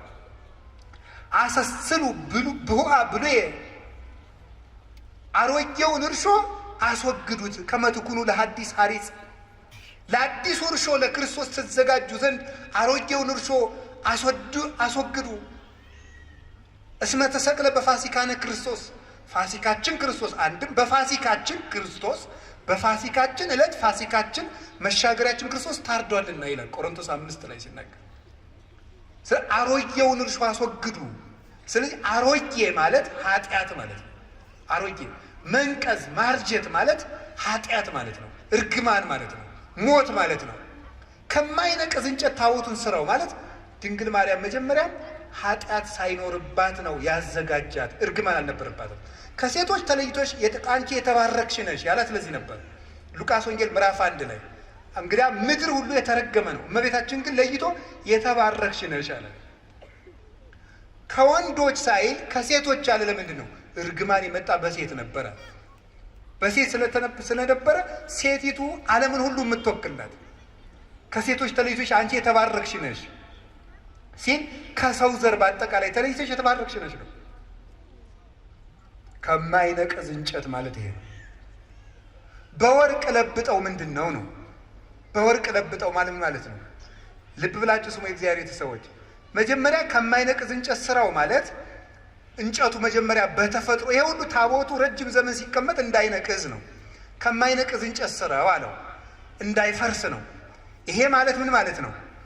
ድንግል ማርያም መጀመሪያ አካሏ የአዳም ሸክም የሌለበት እርግማን የሌለበት አድርጎ እግዚአብሔር አዘጋጀው። እንዴት ይሆናል? በእግዚአብሔር ኃይል ይሆናል። ታምር ነው የእሷ ነገር። ከማይነቅዝ እንጨት በወርቅ ለብጠው ማለት ደግሞ ወርቅ የተባለ አንደኛውን ከማይነቅዝ እንጨት ተፈጥሮ ተሰርቶ ደግሞ ወርቅ ሲለበጥበት ታቦቱ ለብዙ ዘመን የሚኖር ይሆናል ማለት ነው። ወርቅ የተባለ የእመቤታችን ንጽህናዋና ቅድስናዋ ነው። የሰራችው ንጽህና ነው። ወርቁ በተፈጥሮ ብቻ አይደለም የሚጠበቀው። ወርቅ እንጨቱ የማይነቅዝ እንጨት ብቻ መሆን አይበቃውም። ወርቅ ጨምርበት። ድንግል ማርያምም መመረጧ ብቻ አይደለም ያስከበራት፣ መመረጧን ተጠቅማ ንጽህና መጨመሯ ነው። ራሷ መስራቷ ነው። መመረጥን መጠበቅ እንጂ መመረጥ አያስደንቅም። መምረጥማ የእግዚአብሔር ነው። መምረጥ የእግዚአብሔር ነው። አሁን አንዳንዶቹ ምን ይላሉ? እመቤታችን እኮ እንዲህ ብለን ስናከብራት ማርያም ምን ታደርግ ኖሯል? ሲመርጣት አልመረጥም ልትል ነው? እሷ ባትኖርም እኮ ሌላ ሴት የመምረጥ እድል አለው እግዚአብሔር። እግዚአብሔር ምን ይሳነዋል ይላል እንዴ? የእሷ ነፃ ፈቃድስ? ነፃ ፈቃድ ያላት ፍጡር እኮ ናት። እንጨት ናት እንዴ? ዝም ብሎ መምር አስገድዶ ይመርጣታል? አይመርጣትም። ነፃ ፈቃድ አላት። እግዚአብሔር ስለጠበቃት ነው የምንል ከሆነ እንደዚያ ከሆነ አዳምና ሔዋንን የበደሉ እግዚአብሔር ስላልጠበቃቸው ነው ብለን መልስ ማዘጋጀት እንችላለን። ይሄ ደግሞ እግዚአብሔርም ያ ማለት ለአዳምና ለሔዋን ተጠያቂው እግዚአብሔር ይሆናል። ድንግል ማርያም ንጹሕ የሆነችው እግዚአብሔር ስለጠበቃት ብቻ ከሆነ አዳምና ሔዋንም የወደቁ እግዚአብሔር ስላልጠበቃቸው ነው ማለት ነው። እንደዚያ ከሆነ ደግሞ በሔዋንና በአዳም አዳልቶባቸዋል ማለት ነው እግዚአብሔር ደግሞ ባህሪው እንደዚህ አይደለም። ፈታሒ በጽድቅ ኮናኔ በርት ነው። በእውነት የሚፈርድ ነው። ኮናኒ በርት እውነት የሚፈርድ ነው። ፍርድ አይገመድልም። ያ ማለት እኔም ቢሆን የምበድለው እግዚአብሔር ስላልጠበቀኝ ነው ማለት ነው። እንደዚያ ከሆነ ደግሞ ለኃጢአቴ ተጠያቂ ሊያደርገኝ አይገባም ማለት ነው። እመቤታችን ብቻ ከጠበቀ ሔዋንንስ ለምን እንዳትበድል አይጠብቃትም? እግዚአብሔር የማንንም ነፃ ፈቃድ አይሻማም። የድንግል ማርያምንም ነፃ ፈቃድ ያከብራል። የመበደል መብት አይነፍጋትም። እንዳትሳሳት አይከለክላትም። እሷ መጠበቋን መመረጧን አጽንታ በጠበቀች ንጹሕና በጸናች መጠን እግዚአብሔርን በእጁ እየደገፈ ጠበቃት። የመጀመሪያውን እሱ ባርኮ ሰጣት። አካሏን ከማይነቅዝ እንጨት እንጨቱ አለመንቀዙ በተፈጥሮ የተገኘ ነው። እግዚአብሔር ያን እንዲህ አድርጎ የፈጠረው። ድንግል ማርያም እርግማን የሌለባት መሆኗ በእግዚአብሔር እጅ ነው። በወርቅ መለበጥ ግን የሰው ነው። ንጽህና ጨምሮ መኖር ግን የእሷ ነው። ስማራያ እግዚአብሔር ይላሉ ሊቃውንቱ። እግዚአብሔር መረጣት ይልና ቢመርጣትማ ምን ይደንቃል? እንድትመረጡና ብትገኝ ነው እንጂ ይላል። እንድትመረጡና ተገኘች። ምርጫዋን ደግሞ አጽንታ ያዘች። ቅዱስ ጳውሎስ መመረጣችሁን ታጸኑ ዘንድ ከፊት ይልቅ አሁን ትጉ ያለ እንደዚህ ነው። ስለዚህ እመቤታችን በወርቅ የተለበጠች ታቦት ናት። እስኪ በሉ በወርቅ የተለበጠች ሆኖ የማይነቅዝ የሚለው ትርጉሙ ምንድን ነው? አይ እናቶች እንደው ምዕመናን እንደው ደጋግናችሁ እኮ እናንተ የማይነቅዝ የሚለው ምንድን ነው ትርጉሙ? ለእመቤታችን ሲሆን ኃጢአት የሌለባት ነው። እርግማን የሌለባት። እስኪ እርግማን የሌለባት በሉ። ወይም የአዳም ጉስቁልና ያላረፈባት እንጨቱ በተፈጥሮ የማይነቅዝ ነው። እመቤታችንም እግዚአብሔር ሲፈጥራት ከእናቷ ማህፀን ሲለያት እርግማን እንዳይኖር አድርጎ ነው የጠበቃት። አቀባ ጰራቅሊጦስም ከርሰማ ወይ ረኩሰት በምንትኒም ዘፈጠራ እንዴት ሊሆን ይችላል? ከመምጽውር ጽሩየ ገብረ አለ ቅዱስ ዮሐንስ አፈወርቅ። ይሄ እንዴት ሊሳካ ይችላል ካል ወርቅ ከጭቃ እንደሚገኘው ነው አለ። ወርቅን ከጭቃ ታስገኘዋለህ። ስታነሳው ወርቁ ውስጥ ግን ጭቃ የለም። ድንግል ማርያም ከተረገመ ባህሪ ስትወጣ እርግማን ጉስቁል የሆነ ባህሪ ግን አልደረሰባትም። አባቶችም በብዙ ነገር ተርጉሞ በሾህ መካከል እንደተከበበች ጽጌረዳ ይላል። ጽጌረዳ አበባ እሾሁ መሀል ላይ ናት። እሾሁ ግን የለባትም። ድንግል ማርያም የእርግማን እሾህ ባለበት ዓለም ውስጥ እርግማኑ ሳያርፍባት ወጣች። እንደ ጽጌረዳይቱ መዓዛዋን ብቻ ይዛል። መዓዛ አፉሃ ከመ ኮል ወኩሉ ነገር በሰላም ያለ ቅዱስ ያሬድ የለም። አንደበቷ እንደ እንኮይ የሚያምር መዓዛውን ይዛ የወጣች እሾሁ ያልተከተላት ጽጌ ሃይማኖት ዘጸገየት በማእከለ ሐስዋክ በእሾህ መካከል አበባ የተገኘች የሃይማኖት አበባ መዓዛ ብቻ ያላት እሾሁ ግን የሌለባት የመካከለኛዋ ውብ ጽጌረዳ እመቤታችን ናት። እርግማን ያልነካት። ወርቁ ግን ራሷ የሰራችው ንጽሕናዋ ነው። ዓይኗ ንጹሕ፣ ጴጥሮስ ተሳሳተ ተብሎ ተጽፏል። ሐዋርያት ተበተኑ ተብሎ ተጽፏል። አብርሃም በደለ ተብሎ ተጽፏል። ማርያም ይሄን አረገች ተብሎ አልተጻፈም።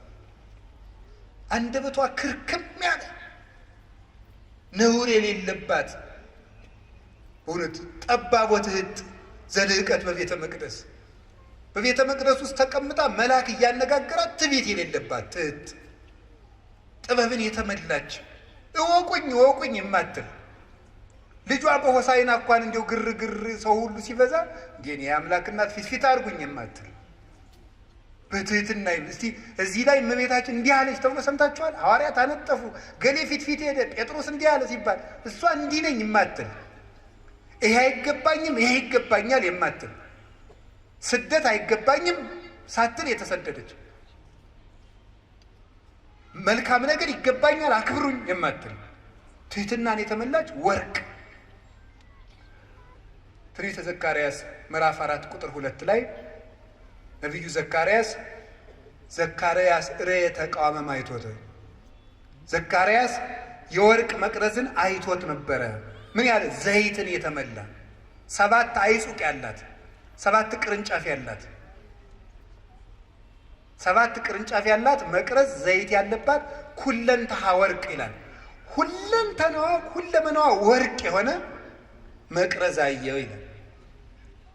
ትንቢተ ዘካርያስ ምዕራፍ 4 ቁጥር 2 ላይ ቅዱስ ያሬድ ይህን ወስዶ ይላል ዘሕዝቅኤል እጹት ምስራቅ ዘዘካርያስ ተቃዋም ዘወርቅ ማርያም ኢቲ ዘውዳሴሃ እሙቅ።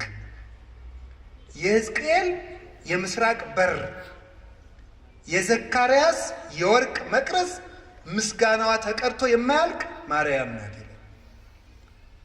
ኩለንተሃ ወርቅ ሁለመናዋ ወርቅ ነው ማለት ስጋዋ ወርቅ፣ ነፍሷ ወርቅ፣ ህሊናዋ ወርቅ፣ ልቧ ወርቅ፣ ህዋሳቷ ወርቅ፣ ስሟ ወርቅ፣ ሁለንተናዋ ገንዘብ የሆነ ጸጋን የተመላች እጅ እግሯ ገንዘብ የሆነ ናት እመቤታችን። እኛ እኮ እንደው ብዙ የሚጣል ያለን እንደ ዱባ ታውቃላችሁ። በቤተ ክርስቲያን ስርዓት ዱባ ለቤተ ክርስቲያን ስለት አይገባም። አይገርማችሁ? ፍትሐ ነገሥት አንቀጽ 17 ላይ አንቀጸ ምጽዋት ላይ ዱባ ለቤተ ክርስቲያን አያምጡ ይላል። ለምን? ዱባ ብዙ የሚጣል አለው። አያችሁ፣ የሚጣል ነገር የሚበዛባቸው ሰዎች ቤተክርስቲያን አይጉ ማለት ነው። ዱባቱ ነው። እሺ፣ ዱባ ማለት የሚጣለው የሚበዛ ነው። እንደው እኛ እኮ ብዙ የሚጣል ነገር አለን። እንደው ብዙ ወጥቶ የሚወድቅ ጓዛ ምነን እንደው እና ዱባቱና ቅልም አይገባም ይላል። ውስጡ መራራ ነውና መራራ ሰዎች በቤተክርስቲያን ርስት የላቸውም ማለት ነው። መራራ መሆን ክፉ ነው። ስለዚህ እመቤታችን ግን የሚጣል የሌላት አልበኪ ነውር ወይ ምንትኒ በላይሌኪ ኩለንታኪ ሰናይት እንታሃቤ ወዳጄ ሁለንተናሽ ውብ ነው ምንም ነውር የለብሽም ብሏታል ልጇ ሰሎሞን። በወርቅ የተለበጠችው ታቦት ማድረግ አንዳች ነገር ያልተገኘባት የቅድስና ማህተም ያተማት የእግዚአብሔር ከተማ የመሰላሏ ጫፍ ላይ ይላል አይደለም እንዴ? የመሰላሏ ጫፍ ላይ እግዚአብሔር ተቀምጦባት ነበር ይላል። መሰላል እመቤታችን ናት። የመሰላሏ ጫፍ አይምሮዋ ነው። አይምሮዋ ውስጥ ህሊናዋ ውስጥ ከእግዚአብሔር ውጭ ምንም ገብቶባት የማታውቅ እንተ ኢርእያ አይነ ንስር ዲያብሎስ ያልተመለከታት የታጠረች ገነት እጹቅት አዘቅተማ ሕይወት የታጠረች አትክልት የተገጠመች የውሃ ጉድጓድ አዘቅተማ ሕይወት የሕይወት ውሃን ያፈለቀች የታተመች የውሃ ምንጭ እመቤታችን ናት። የእግዚአብሔር ታቦት ይሏችኋል ማርያም ናት። 2 ክንድ ከስንዝር ያለው ከአዳም እስከ ኖህ ያለው ጊዜ ነው። እሱ 2256 ዘመን ይሆናል። 1 ክንድ ከስንዝር የሚለው ከኖህ እስከ ሙሴ ያለው ነው። 1644 ይሆናል። 1 ክንድ ከስንዝር ቁመት ወርድ ቁመት አቆልቋይ 1 ክንድ ከስንዝር የሚለው ደግሞ ከሙሴ እስከ እመቤታችን 1600 ይሆናል። ይህን ስትገጥሙት 5500 ዘመን። እንዲህ ያለ ታቦት አበጅ ማለት 5500 ዘመን ሲያልቅ የምትመጣ የእግዚአብሔር ማደሪያ ታቦት አለች ማለት ነው። 4 ቀለበት አብጅለት ማለት 4 ቀለበት ማለት ዓይን፣ ጆሮ፣ እጅ፣ አፍንጫ። ስለዚህ 4ቱም ቀለበት በወርቅ ለብጠው የወርቅ ቀለበት ማብጅለት ማለት እመቤታችን በጆሮዋ አልበደለችም፣ በዓይኗ አልበደለችም፣ በአፍንጫዋ አልበደለችም፣ በእጇ ዳሳ አልበደለችም። 4ቱን ቀለበት ወርቅ አድርገው ማለት ሰው የሚበድላቸው በሮቿ ሁሉ የእመቤታችን ንጹሕ ናቸው እንደ ጠራ ወርቅ። የስርየት መክደኛ የተባለ ድንግልናዋ ነው። መክደኛ የታተመ ድንግልና ነው። የታተመ ድንግልና በስርየት መክደኛው አነጋገር ስርየት ማለት ይቅርታ ነው። የስርየት መክደኛ ማለት በድንግል ማርያም ድንግልና በኩል እግዚአብሔር ይቅርታን ይዞ መጥቷል። ፈቂዶ ይፈውስ ትዝምደሰብ ተገምረ በማኅፀነ ድንግል ታቢዮ ለኩሉ ኃይል እለ በሰማያት ማኅደር። ባሕርየ ሰብን ነገደ ሰብን ላድን ባለ ጊዜ ከሰራዊተ መላእክት ተሰውሮ በድንግል ማርያም ማኅፀን አደረ። እኔ እንደው ማርያም ምን አድርገልኛለች የሚለኝ ሰው ኢየሱስ ነው እንጂ የሚለኝ ሰው እግዚአብሔር ሰውን ላድን ብሎ የት ሄደ ብዬ ነው የምጠይቀው። እግዚአብሔር ሰውን ላድን ብሎ ወደ ማርያም መጣ ነው የማውቀው የማገኘው መጽሐፍ እኮ የሚለኝ። እግዚአብሔርን ሰውን ሊያድን መጣ። እንዲህ አለ እኮ ጌታ እስመ መጽአ ወልደ እጓለ እመሕያው ከመ ይሕስስ ወያድን ዘተሃጉለ። የሰው ልጅ የጠፋውን ሊፈልግና ሊያድን መጥቷል አለ ማቴዎስ 18 ላይ። የሰው ልጅ የጠፋውን ሊያድን መጥቷል። የሰው ልጅ ክርስቶስ የጠፋውን ሊያድን መጣ። የጠፋውን ሊያድን ሲመጣ ወዴት መጣ? መጀመሪያ ወደ ድንግል ማርያም መጣ። እግዚአብሔር ድህነትን ይዞ ጉዞ የጀመረባት ገብቶ የከተመባት የድህነት ሀገር፣ የፈውስ ሙዳይ፣ የሃይማኖት ከተማ እመቤታችን ናት። ስለዚህ የስርየት መክደኛው ይቅርታ የተገኘበት ድንግልና ያላት የሔዋን ድንግልና ሞት ነበር ያመጣብን። የይቅርታ ድንግልና የማን ድንግልና ይቅርታ አምጥቶልናል? ይቅርታ እኮ ክርስቶስ ነው። ምህረት ክርስቶስ ነው። ጠለ ምህረት፣ የምህረት ዝናብ፣ የምህረት ጠል፣ የምህረት ውሃ፣ የምህረት ፀሐይ፣ የምህረት ብርሃን ክርስቶስ ነው። የምህረት ዛፍ ክርስቶስ ነው። የምህረት ፍሬ ክርስቶስ ነው። እሱን ያስገኘ ድንግልና የድንግል ማርያም ነው። ምህረት የሰጠ ድንግልና፣ ምህረት የፈሰሰበት ድንግልና፣ ምህረትን ዓለም ያሳየ ድንግልና የማርያም ድንግልና ነው። ዝም ብሎ ድንግልና አይደለም። ጓዲድ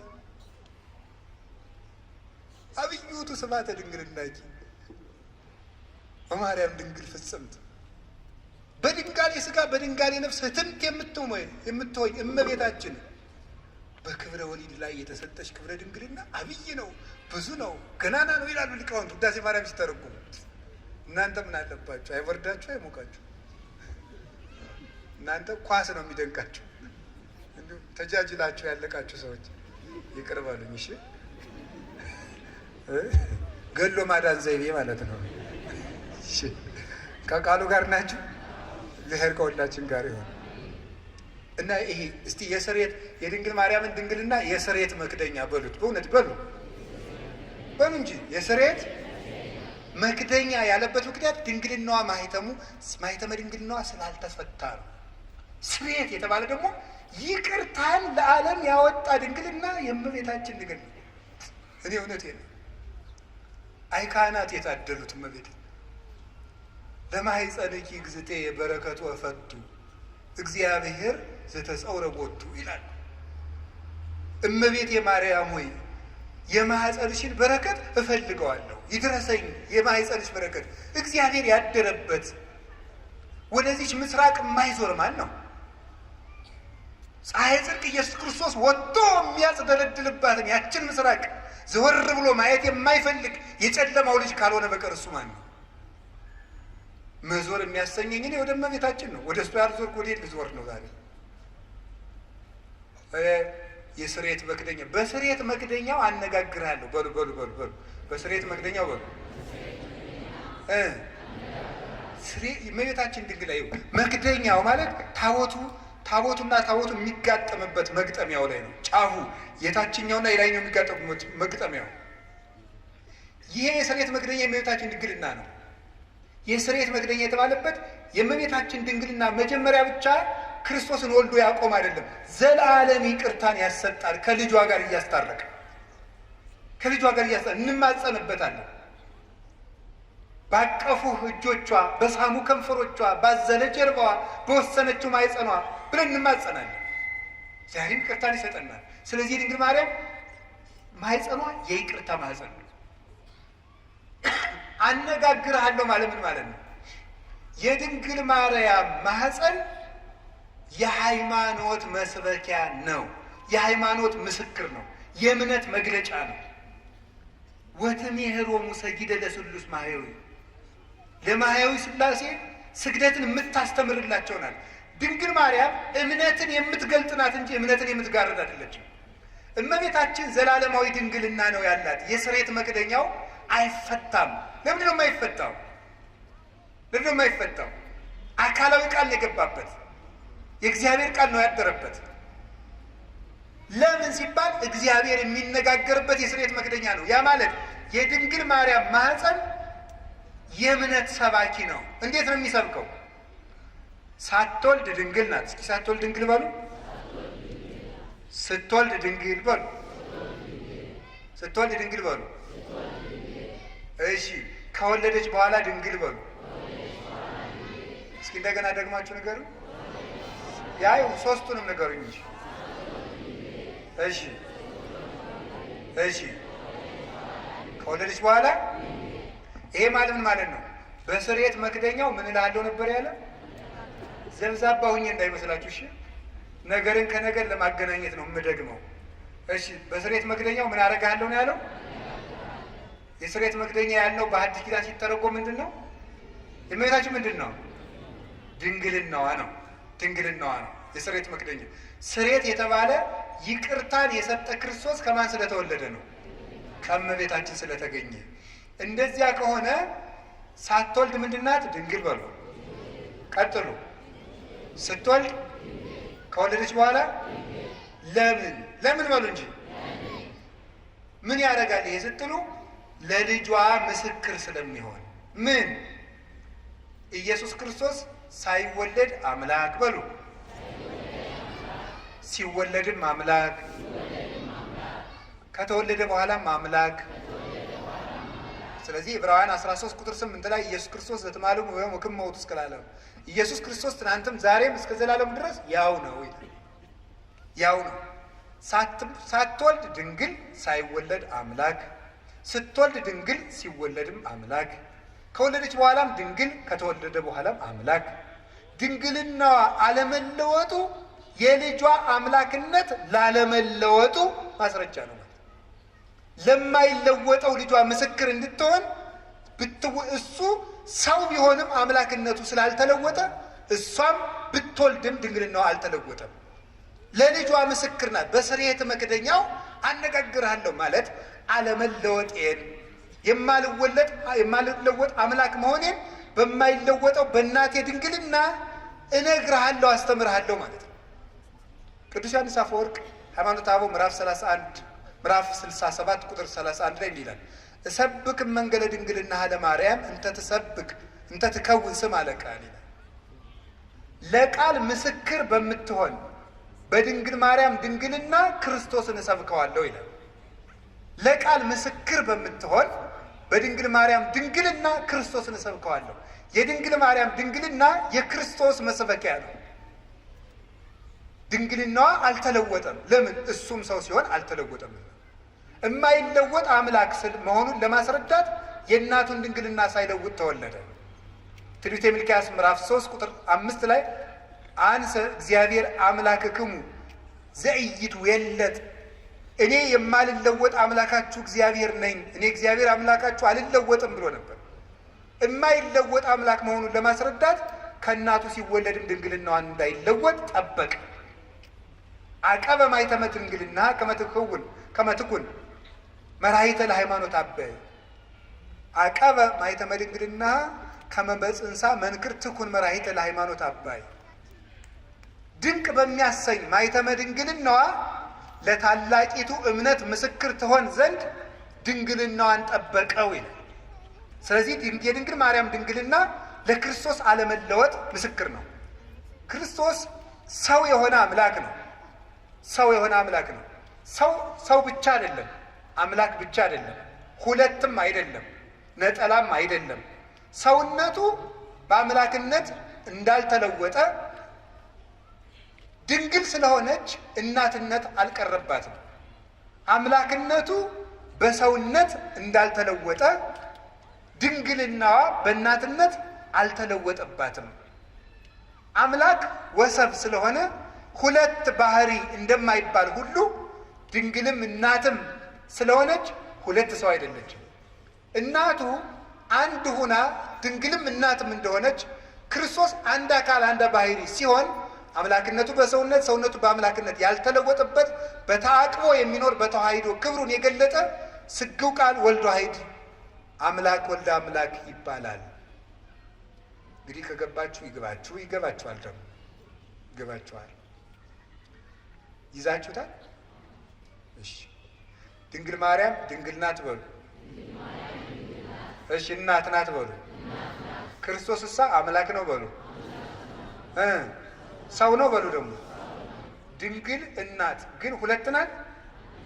ክርስቶስ አምላክ ነው፣ ሰው ነው፣ ሁለት ነው አይደለም፣ አንድ ባህሪ ነው። ስለዚህ የተዋህዶ ምስክር ናት ማለት ነው። የተዋህዶ ምስክር እንድትሆን ድንግልናዋን የጠበቀበት ምክንያት ለዚህ ነው። ስለዚህ እግዚአብሔር በዚህ ነግሮናል። ትንቢተ ሕዝቅኤል ምዕራፍ 44 ቁጥር 2 ላይ ድንግል ማርያም ድንግል ሆና የኖረችውና በዘላለም ድንግልና የቀጠለችው ድንግልናዋ ያልተለወጠው ለምንድን ነው ብትሉ፣ አንደኛ ለልጇ ምስክር እንድትሆን ነው። አሁን ባልኳችሁ የልጇን አለመለወጥ እንድትመሰክር፣ የልጇን ተዋሂዶ እንድትመሰክር፣ ለልጇ ምልክት እንድትሆን። ትንቢተ ኢሳይያስ ምዕራፍ 7 ቁጥር 11 ላይ እግዚአብሔር ይሁበክሙ ትእምርተ፣ እግዚአብሔር ምልክት ይሰጣችኋል፣ ድንግል በድንግልና ጸንሳ በድንግልና ትወልዳለች፣ ስሙንም አማኑኤል ትለዋለች አለ። ማቴዎስ ምዕራፍ 1 ቁጥር 23 ላይ በነቢይ የተነገረው ይፈጸም ዘንድ ስሙን አማኑኤል ትበለው በለው፣ ድንግል በድንግልና ትወልዳለች፣ ስሙም አማኑኤል ይባላል የተባለ ይፈጸም ዘንድ አለ። እግዚአብሔር ምልክት ይሰጣችኋል፣ ድንግል ትወልዳለች አለ። ድንግል ማርያም ዘላለማዊ ድንግልና ከሌላት ምልክትነቷ ምንድን ነው? ምልክት የሆነችው እኮ ዘላለማዊ ድንግልና ስላላት ነው። ያ ምልክት የተፈጸመባት ድንግል ደግሞ እመቤታችን እንደሆነች ወንጌላዊ ነግሮናል። ስለዚህ ድንግል ማርያም የማይለወጥ ዘላለማዊ ድንግልና አላት። ለምን? ምስክር እንድትሆን፣ ምልክት እንድትሆን፣ ለሃይማኖት ማስረጃ እንድትሆን። ወዲህም ደግሞ ለምንድን ነው የማይገባባት ሲባል ሌላ ባል አላገባችም፣ ሌላ ልጆችን አልወለደችም። ለምን? የኃያላን አምላክ እግዚአብሔር ስለገባባት። ሕዝቅኤል ምዕራፍ 44 ቁጥር 4 ላይ እንደተነገረው የሰራዊት ጌታ እግዚአብሔር ገብቶባታልና ሌላ አይገባባትም፣ ተዘግታ እጹታ ትነብር ለዓለም፣ ለዘላለሙ ታትማ ትኖራለች። መልስ ለምን? እግዚአብሔር ስለገባባት። እግዚአብሔር ስለገባባት። አንዳንዶቹ ምን ሊሏችሁ ይችላሉ? አረ ትንቢተ ሕዝቅኤል ምዕራፍ 44 እኮ ስለ ማርያም የሚመለከት አይደለም ይላል። አይድረስ እኮ ነው እናንተ። ደንቆሮና እንትን አሉ እንዴ ብልህና ጅል ተከራክረው አሉ፣ ጅል አሸነፋሉ። ምን ብሎ ሲባል እምቢ ብሎ። እንዲሁ ግርማቸዋል እኮ እንደዚህ ነው። ምንድን ነው የሚለው? እምቢ። እንደዚህ ነው። መልሱ ምንድን ነው? አይደለም። እንዴት ብሎ አይደለም ይባላል? እንዲሁ እኮ ይገርማል። እንዲሁ ምን ይሻላቸዋል? ድንቁርና እንዲሁ ነውር ነው።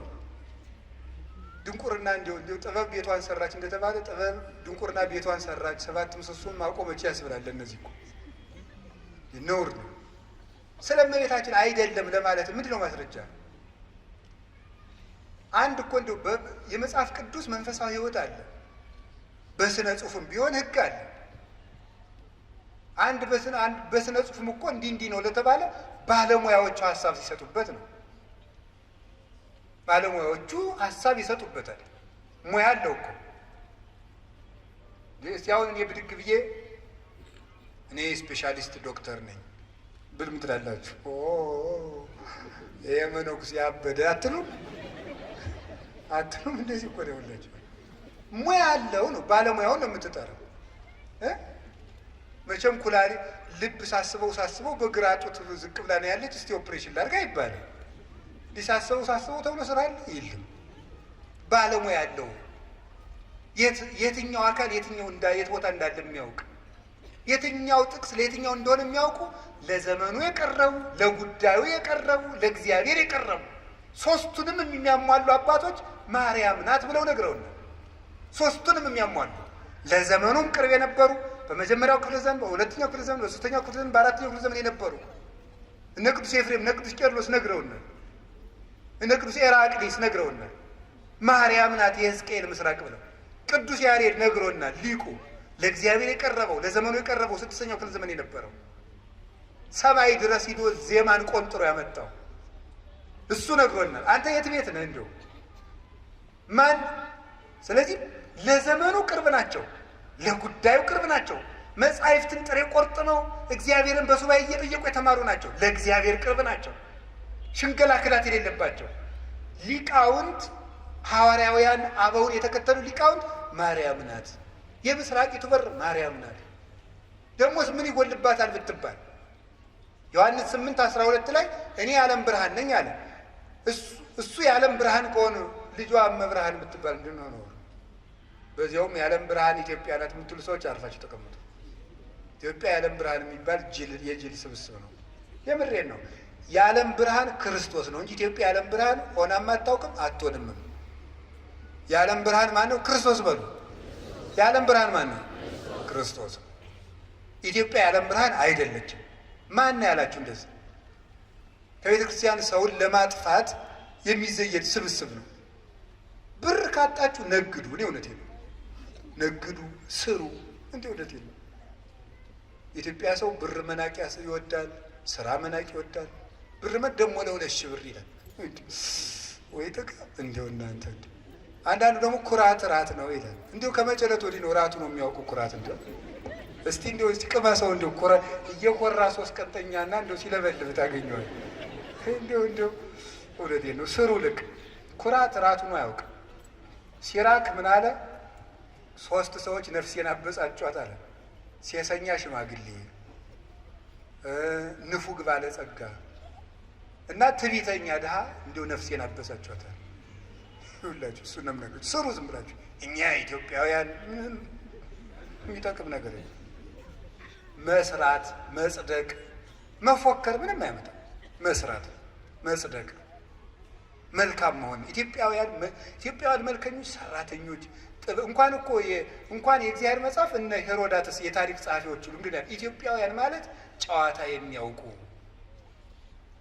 ጥበብ የሞላባቸው ቤታቸውን ከመንገድ ዳር ሰርተው በሞት የብሉን ሊጠጡልኝ የሚያውቁ ሰውነታቸውን የሚያድሱበት የጠራ ውሃ ያላቸው። መቼም እሱ ጸበል አይለን ነገር የተባረኩ ሕዝቦች ናቸው ተብሎ ተጽፎልናል። ያንን ነው መጠበቅ። ስለዚህ እንዲሁ ሲታጣ አሁን የሥራ መፍጠሪያ ሃይማኖት እየሆነ ስነ ስርዓት ያዙ። የዓለም ብርሃን ክርስቶስ ነው። እመብርሃን ደግሞ ድንግል ማርያም ናት። እመብርሃን እንዲሁ አንተ ወንጌል ምን አለ? አይን ምቀኛ ነው እንዲህ አለ። እንዲሁ አይን ምቀኛ ነው ወይ? ልጇ ብርሃን ከሆነ እናቱ ደግሞ ማለት እናት ነው። እመብርሃን ማለት የብርሃን እናት ነው። እንዲሁ ያማል። እመብርሃን ማለት ምንድን ነው የሚቸግርህ? ልጇ ብርሃን ነኝ አለ። እንደወለደችው ደግሞ ነገረው። ያው ወንጌል እንዴት እመብርሃን አትላትም? ምቀኝነት እኮ ነው። ራይ ድረስ ነው። እንዲሁ በማይደረስበት ይቀናል እንዴ? ትባሸቃላችሁ እንዴ?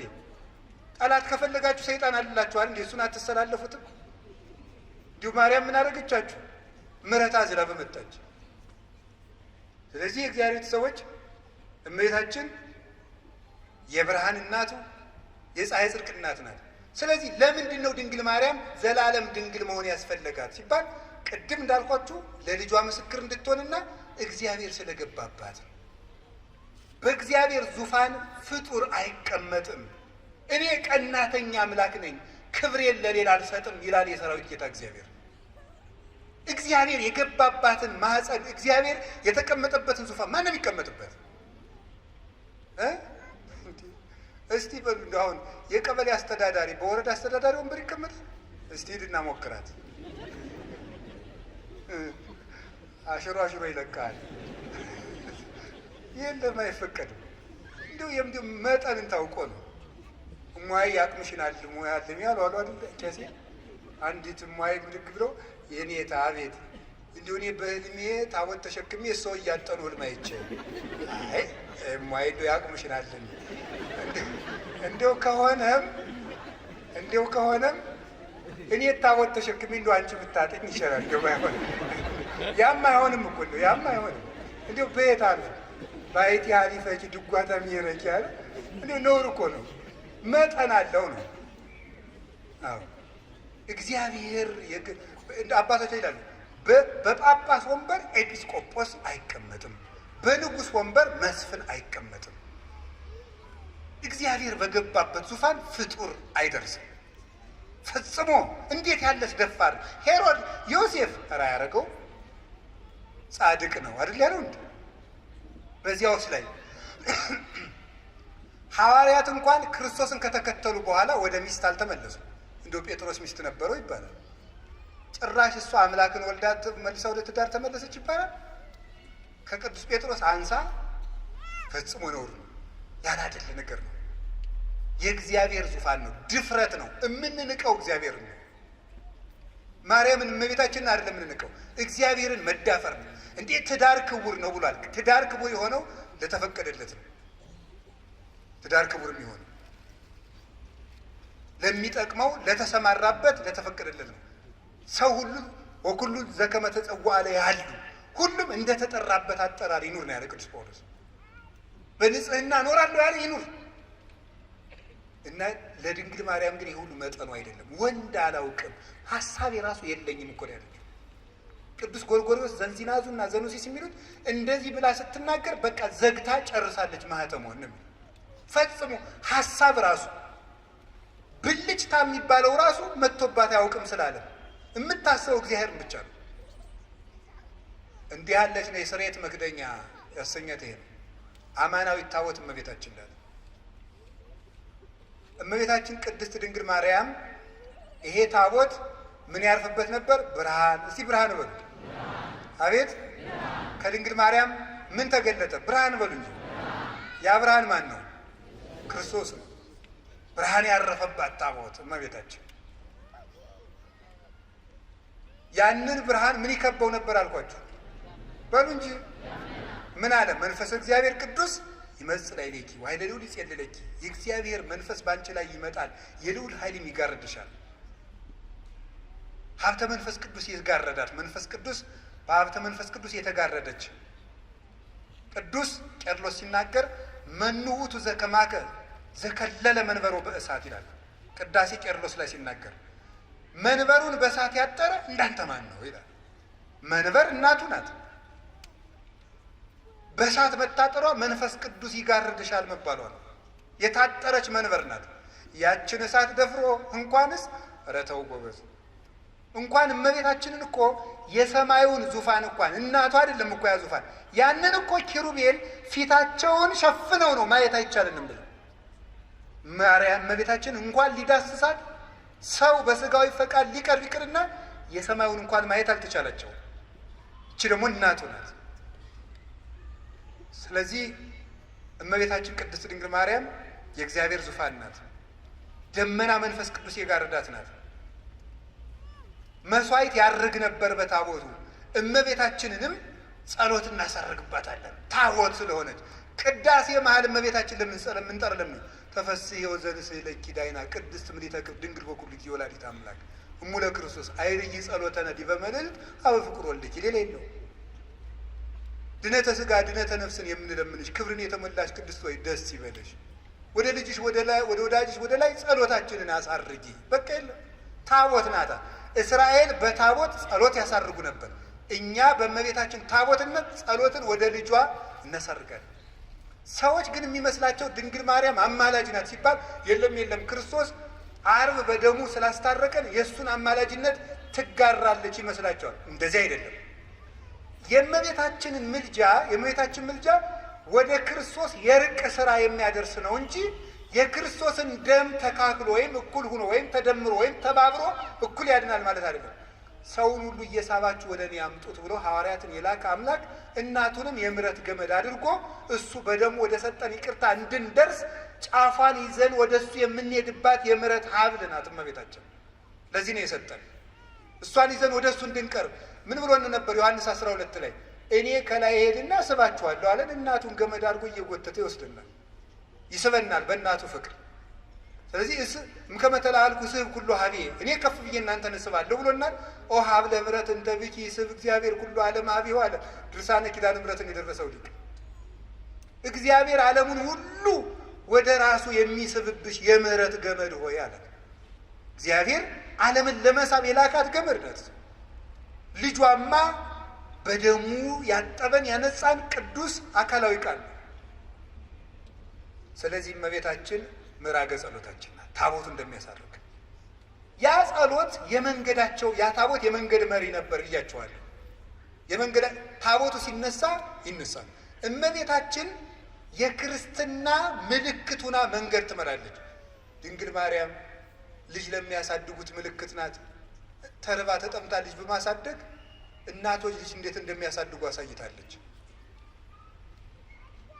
የመናንያን ምልክት ናት። በዓት የምታጸና 12 ዓመት ከበዓት የኖረች አንደበቷ ክፉ የማይወጣው ማርያም ግን ይህን ሁሉ በልቧ ተጠብቀው ነበር ተብላ የባይታውያን ደግሞ ባይታዊት ርግብ የባይታውያንና የመነኮሳት ምልክት በበረሃ በመኖር የሰማይታት ምልክት በመሰደድ የመንገዳቸው መሪ የተባለች ታቦቷ እስራኤል ከግብፅ መውጣታቸው ክርስቶስ እኛን ከእርግማን ማውጣቱ ነው። 40 ዓመት የሚጓዙት ጉዞ ደግሞ ጌታችን ኢየሱስ ክርስቶስ እርግማንን ከደመሰሰልን በኋላ እኛ በዚህ ዓለም የምንኖረው ኑሮ ነው። የክርስትና ጉዞ ነው፣ የበረሃው ጉዞ። በበረሃው ጉዞ ውስጥ ያለችው ታቦተ ጽዮን በዚህ ዓለም ወደ ክርስቶስ መንግስት በምናደርገው ጉዞ መንገዳችን የምትመራ ምልክት እመቤታችን ናት። ምልክትነቷ አንደኛ በሕይወቷ በማስተማር ምሕረትን ከማርያም ይማሯል፣ ትዕግስትን ከማርያም ይማሯል። እያንዳንዱ እንዳላብራራላችሁ ይመሽበናል። ጸሎትን ከእሷ ይማሯል፣ ደስታን ከእሷ ይማሯል፣ ድህነትን ከእሷ እንማራለን። ድህነትን ማለት ድሃውን የማታማርር ራሷን ድሃ ያደረገች ትሕትናት የተመላች ስለዚህ ትምህርት ናት። ራሷ እመቤታችን ራሷ ወንጌል ናት። ስለዚህ እመቤታችን የመንገዳችን መሪ ናት።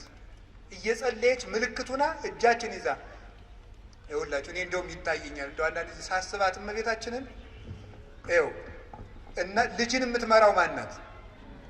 አቤት እናቶች ትንሽ ልጅ አስከትለው ሰፈር ሲሄዱ አይታችኋል? እንዴት አድርገው ነው የሚሄዱ? ምኑን ይይዙታል? አቤት እጁን ይዘው ድንኩል እያደረጉ ይዘው ትሄዳል። እና ዮሐንስ 19 ቁጥር 26 ላይ ምን ትሆናችሁ ላይ ያለን ጌታ እናት እነኋት ነው ያለው። እናት እነኋት ስላለ ምሪያቸው ማለቱ ነው። በእውነት እጃቸውን ይዘሽ ምሪያቸው። እኔ እንደው የድንግል ማርያም ሕፃን ከመሆን በላይ የምፈልገው ነገር የለም። የእሷ ልጅ ሁኜ አድሎኝ ተገንቶ ነው። እነዚያ መለኮትን ዳሰው አቅፈው አጥብተው ያሳደጉ እነዚያ እጆች የሚያበሩ እጆቿ አዋን አግኝቼ እጄን ይዘው ጎትተውኝ ነው። እግዚአብሔር የሰጠን እድል ነው እኮ እንደውም የድንግል ማርያም ልጅ መሆን። የእሱም ትሕትናው ነው። የእኔ እናት ለእናንተ እናት ትሆናችሁ። ልጅ አልሆንም ይባላል? ነውር ነው በእውነቱ። የሽማግሌዎች ሽበት ለልጆች ዘውድ ነው ተብሎ እኮ ተጽፏል። መጽሐፈ ምሳሌ ምዕራፍ 23 ላይ የሽማግሌዎች ሽበት ለልጆች ዘውድ ነው።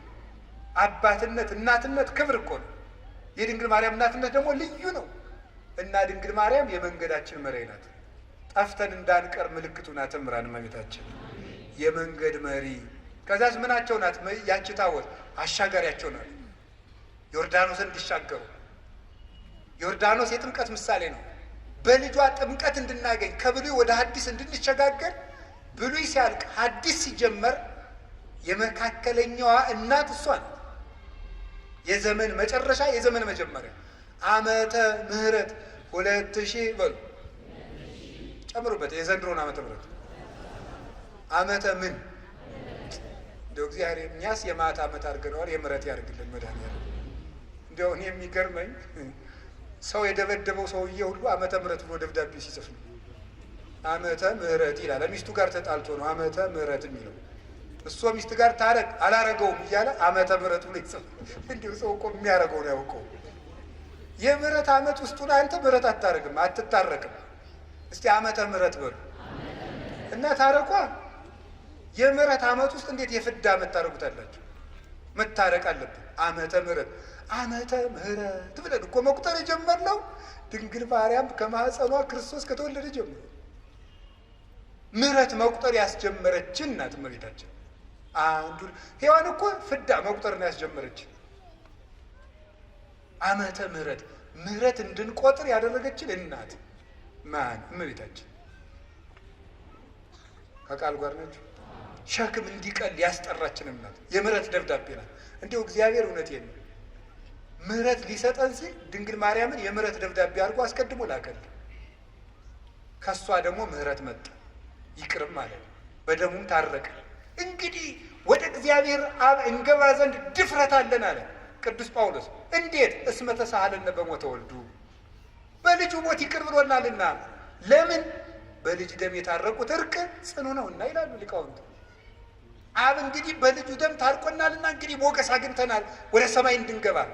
ይህን ይቅርታ እንድናገኝ ምሕረትን የተጀመረበት ማኅፀን ያላት እመቤታችን ናት። ስለዚህ ጥምቀት ዮርዳኖስን ታቦትን ተሸክመው ዮርዳኖስ ተሻገሩ ማለት የእመቤታችን ምልጃ ረድኤቷን ተጠግተን በልጇ ስም እንጠመቃለን። በእሷ ስም እንጠመቃለን አላለም።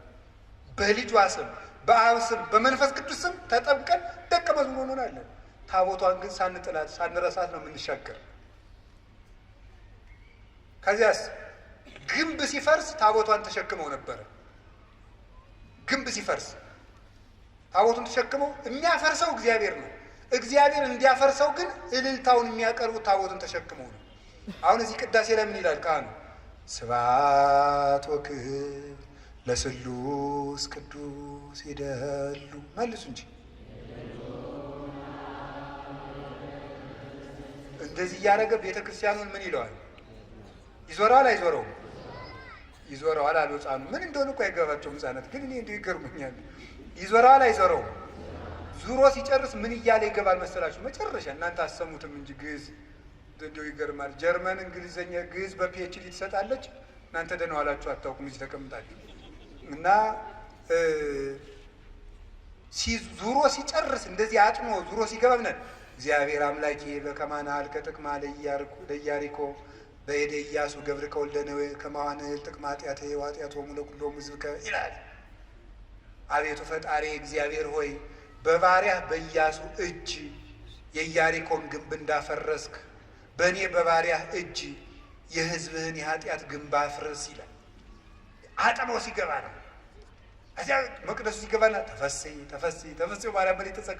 ታቦቱን ተሸክመው አይደል ግንቡን የዞሩት? ተፈሥሒ ተፈሥሒ ማርያም በላይ ተጸጋ ይላል። እግዚአብሔር ምስለኪ ግንቡን የሚያፈርሰው እግዚአብሔር፣ የሚዞሩ ግን እልልታውን የሚያቀርቡት በታቦቱ። ኃጢአታችን ይቅር የሚለን የሚደመስስልን ልጇ ክርስቶስ ይቅር በለን ብለን ጸሎታችን የምናሳርግባት ታቦት እመቤታችን የኃጢአታችን ግንብ እንዲፈርስ ተሸክመናት የምንዞራት ታቦታችን ነው። የሚያፈርስልን ግን ልጇ ነው። ይቅር የሚለን እሱ። ከዚያት ርስት ይዘዋት የገቡ ታቦት። እስቲ በሉ ርስት በሉ። ስለዚህ እመቤታችን መንግስተ ሰማያት ይዛን የምትገባ ታቦት ናት። ያችኛይቱ ርስት የመንግስተ ሰማያት ምሳሌ ስለሆነች ዳጎንን የቀጠቀጠችው ታቦት ተሰዳ ዳጎንን የቀጠቀጠች ማለት ድንግል ማርያም ተሰዳ ዲያብሎስ እንዲቀጠቀጥ በልጇ ታቦተ ጽዮን ያንን ዳጎን የቀጠቀጠችው በላይዋ ላይ በተጻፈው የእግዚአብሔር ቃል ነው። ድንግል ማርያምም አካላዊ ቃልን አዝራ ወደ ግብፅ ወደ ኢትዮጵያ ተሰዳ ዲያብሎስ በልጇ ኃይል እንዲቀጠቀጥ አድርጋለች። አሸንፋ የተመለሰች ማለት ሄሮድስም ሙቶ ዲያብሎስ ተነስቶ አሸንፋ በስደት ዲያብሎስን አሸንፋ የተመለሰችው ታቦት በአቢዳራ ቤት እንደባረከች 3 ወር ኤልሳቤጥን ተገኝታ የባረከች ዳዊት እየዘለለ እንዳመሰገናት ጽንስ እየዘለለ ያመሰገናት ማናት? ይቺ እመቤታችን። መጨረሻት በወርቅ የተለበጠች ናትና ታቦቱ አይነቅዝም። በወርቅ የተለበጠ ነውና በሉ ታቦቱ ምን አይልም? ምን አይልም? መጀመሪያ ምን የማይል እንጨት ነበር፣ ኋላ በምን ተለብጧል? ስለዚህ ይነቅዛል። እመቤታችን መጀመሪያም እርግማን ሳይኖርባት ነው የፈጠራት። ኋላም ራሷ አልበደለችም። ሞት ደግሞ የኃጢአት ደመወዝ ነው። ሮሜ ምዕራፍ 6 ቁጥር 4 ላይ የኃጢአት ደመወዝ ሞት ነው ይላል። እመቤታችን ደግሞ አልበደለችም። ስለዚህ ሞት በእመቤታችን ላይ ስልጣን የለውም። ስለሌለው እመቤታችን አርጋለች። ለምን? ታቦት ስለሆነች። ታቦት ከማይነቅዝ እንጨት። ለምን? ሞት የመጣ በኃጢአት ነው። አዳም መሬት ነህና መሬት ግባ፣ መሬት ተመለስ የተባለው ስለበደለ ነው። እሷ ደግሞ ከዚያ በደል ነፃ ናት። ራሷም አልበደለችም። ስለዚህ የሞት ርስት በድንግል ማርያም ላይ የለም። ስለሌለም ታቦት ናትና ተነስታለች። የእግዚአብሔር ታቦት ስለሆነች። ለዚህ ነው መዝሙር 131 ላይ ተንስ እግዚኦ ውስተ ዕረፍትከ፣ አቤቱ አንተ ወደ ዕረፍት ተነስ፣ ወደ ዕረፍት ተነስ፣ አንተ ወታቦተ መቅደስከ፣ አንተም ተነስ፣ የማደሪያ ታቦት ማርያምም ትነሳ። ስለዚህ ቅዱስ ዳዊት ምን አለ? ታቦት ናት አለ። ቅዱስ ጳውሎስ ደግሞ ምን አለ? ሊቀ ካህናት ክርስቶስ የገባባት ደብተራ ድንኳን ናት አለ። ዕብራውያን ምዕራፍ 9 ቁጥር 12 ላይ ወክርስቶስ ከወይኖ ሊቀ ካህናት ለእንተ ትበጽሕ ሰናይቱ በውስተ ትዔይሶተ አቢ ደብተራ እንተ ኢገብራ እደሰም። ክርስቶስ ግን ሊቀ ካህናት ሆኖ ሲመጣ የሰው እጅ ወዳልሰራት መቅደስ ገባ ይላል። ሊቀ ካህናት ሆኖ ሲመጣ ደብተራ፣ የሰው እጅ ወዳልሰራት፣ ደብተራ ማለት ድንኳን ነው። ደብተራ ብላችሁ ሰው አትሳደቡ። ደብተራ ማለት ድንኳን ማለት ነው። እሺ፣ እንዲሁም ትርጉም የሌለው ነገር እኮ የምታወሩት። ደብተራ ማለት ድንኳን ማለት ነው። ምን እያላችሁ ነው? እንዲሁ ይገርማል። ሰማችሁ? እንዲህ ግዕዝ እኮ ነው፣ የማታውቁት ልምታወራለች። ደብተራ ድንኳን ማለት ነው። ድንኳን ድንኳን ደግሞ የኦሪቲቱ ቤተ መቅደስ ናት ደብተራ የተባለ። ከዚያም እመቤታችን ናት። የሰው እጅ ወዳልሰራት መቅደስ ገባ አለ። ልብ ብላችሁ ስሙ። በብሉይ ኪዳን መቅደሱ ይፈርሳል። ለምን በሉ? የሚሞት ሊቀ ካህናት የሚያገለግልበት መቅደስ ስለሆነ። ክርስቶስ ግን ዘላለማዊ ሊቀ ካህናት ነው። ሞት በሱ ላይ ስልጣን የለውም። እነዚያን ሞት እስመ ይስዕሮሙ ሞት፣ እነሱን ሞት ይሽራቸዋል። ዕብራውያን 7:25 እስከ 27 እነሱን ሞት ይሽራቸዋል። እሱን ግን ሞት አይሽረውም። ክህነቱም የዘላለም ነው። እሱ የዘላለም ካህን ሊቀ ካህናት ስለሆነ እሱ የገባባት ቤተ መቅደስ ደግሞ የማትፈርስ ቤተ መቅደስ ናት። እሱ የባረካት ታቦት ናት። ስለዚህ ሊቀ ካህናቱ እንደማያልፍ ሁሉ ክርስቶስ የዘላለም ሊቀ ካህናት እንደሆነ እሱ የገባባት መቅደስም የዘላለም መቅደስ ናት። መቅደስ እንተይ ትትነሰት ደብተራ ፍጽምት ዘጳውሊ ዘይገብራ ወማይደሩ በጽድቅ ዘገብራ ካህሊ፣ ለሰራት ላዘጋጃት ሁሉን ለሚችል ለሱ ማደሪያው የሆነች የቅዱስ ጳውሎስ ፍጽምት ድንኳን ማርያም ናት አለን ቅዱስ ያሬድ። አባቷ ዳዊት እየዘመረላት፣ የልጇ ሎሌ አባቷ ዳዊት እየዘመረላት ፈለሰት እምዘይበሊ ሀበዘ ይበሊ፣ ከሚፈርሰው ወደማይፈርሰው ዓለም አረገች። ለምን? ፍጽምት ድንኳን ስለሆነች፣ እማትፈርስ መቅደስ ስለሆነች፣ እማትነቅዝ ታቦት እንጨት ስለሆነች፣ በወርቅ የተለበጠች ስለሆነች ያቺ ታቦት ታየች። ቅዱስ ዮሐንስ ወንጌላዊ በራእይ የእግዚአብሔር ታቦትን አየዋት ያለን ታቦት እቺ ነበረች። ድንግል ማርያም ከሞት የተነሳችው ለምንድን ነው ከተባለ ታቦት ስለሆነች፣ የእግዚአብሔር ታቦት ስለሆነች ተነሳች። ያችኛይቱ ታቦት ትማረካለች፣ እንዲህ ትላለች። ለምን? የሚሞት ሊቀ ካህናት የሚያገለግልባት መቅደሱ ይፈርሳል። የሚሞት ሊቀ ካህናት ይችሳ ኦ መቅደስ እንተ ባቲ ተክህነ እግዚአብሔር፣ እግዚአብሔር ብቻ ለገባባት መቅደስ አንክሮ ይገባል ይላል ኤራቅሊስ ሃይማኖተ አበው ምዕራፍ 49 ላይ ሲናገር እግዚአብሔር ብቻ ላገለገለባት መቅደስ አንክሮ ይገባል። እግዚአብሔር ብቻ የገባባት መቅደስ ድንግል ማርያም ናት። ወደ እሷ ገባ፣ አገለገለባት። እሱ ብቻ የገባባት ናት፣ ሌላ አይገባባትም። ሞትም ሊደፍራት አይችልም። ስለዚህ የሰው ልጅ መሆኗ እንዲታወቅ የልጇን አዳኝነት ቤዛነት መከተል ስላለባት እሷም ነፍሷ ከስጋዋ ተለይቶ ሞትን ቀምሳለች፣ ግን ተነስታለች። ስጋዋን የማፍረስ ስልጣን ከማይነቅዝ እንጨት የተቀረጸውን ታቦት ነቀዝ የመብላት ስልጣን እንደማያገኝ ወርቁ እንደሚከለክለው ሁሉ እግዚአብሔር መጀመሪያ እርግማ እንዳይኖርባት ስለጠበቃት ንጽሕናም ስላለ ሞት የእሷን ስጋ መድፈር አይችልም፣ አፈር ሊበላው አይችልም። ስለዚህም ተነሳች። ተነስታም ዮሐንስ ወንጌላዊ ታቦት ስለሆነች አየኋት አለ። አይ ታቦት ናት ያችማ ስንል ደግሞ ያችን ታቦት ሰው ናት ብሎ ነቁጭ አለ። ራዕየ ዮሐንስ ምዕራፍ 12 ቁጥር 1 ላይ በሰማይ ታላቅ ምልክት ታየ፣ ብእሲት እንተ ትለብስ ፀሐይ፣ ፀሐይን የለበሰች ወርኅታይተ ገሪሃ፣ ጨረቃ ከእግሯ ስር ያለች፣ ወከዋክብት በዲበ ርእሳ፣ በራሷ ላይ ከዋክብት ያሉላት ሴት አየች አለ። ዮሐንስ 11 ላይ ታቦት አየዋልና 12 ላይ ሴት አየዋል። ያችን ማናት? ፀሐይን የለበሰች ናት። እንግዲህ ያው ፀሐይ ማን ነው? ክርስቶስ። ክርስቶስን ስለለበሰች ደግሞ ሞት በሷ ላይ ስልጣን የለውም፣ ትንሣኤ ልቡናን ስለተነሰች። እንግዲህ የሁላችሁ እግዚአብሔር አካላዊ ቃል ያደረባት ጸሎታችን የምታሳርግ ድንግልናዋ የሚያስተምር ብርሃን የሰፈረባት ደመና መንፈስ ቅዱስ የሚገባት መንገድን የምትመራን የምታሻግረን የኃጢአታችን ግንብ እንዲፈርስ የምታማልደን ርስት የምንወርስባት ሞት በእሷ ላይ ስልጣን የሌለባት በክብር ያረገች እናት የእግዚአብሔር ታቦት ይሏችኋል። ማርያም ናት። ወስብሐት ለእግዚአብሔር። ይቆያል።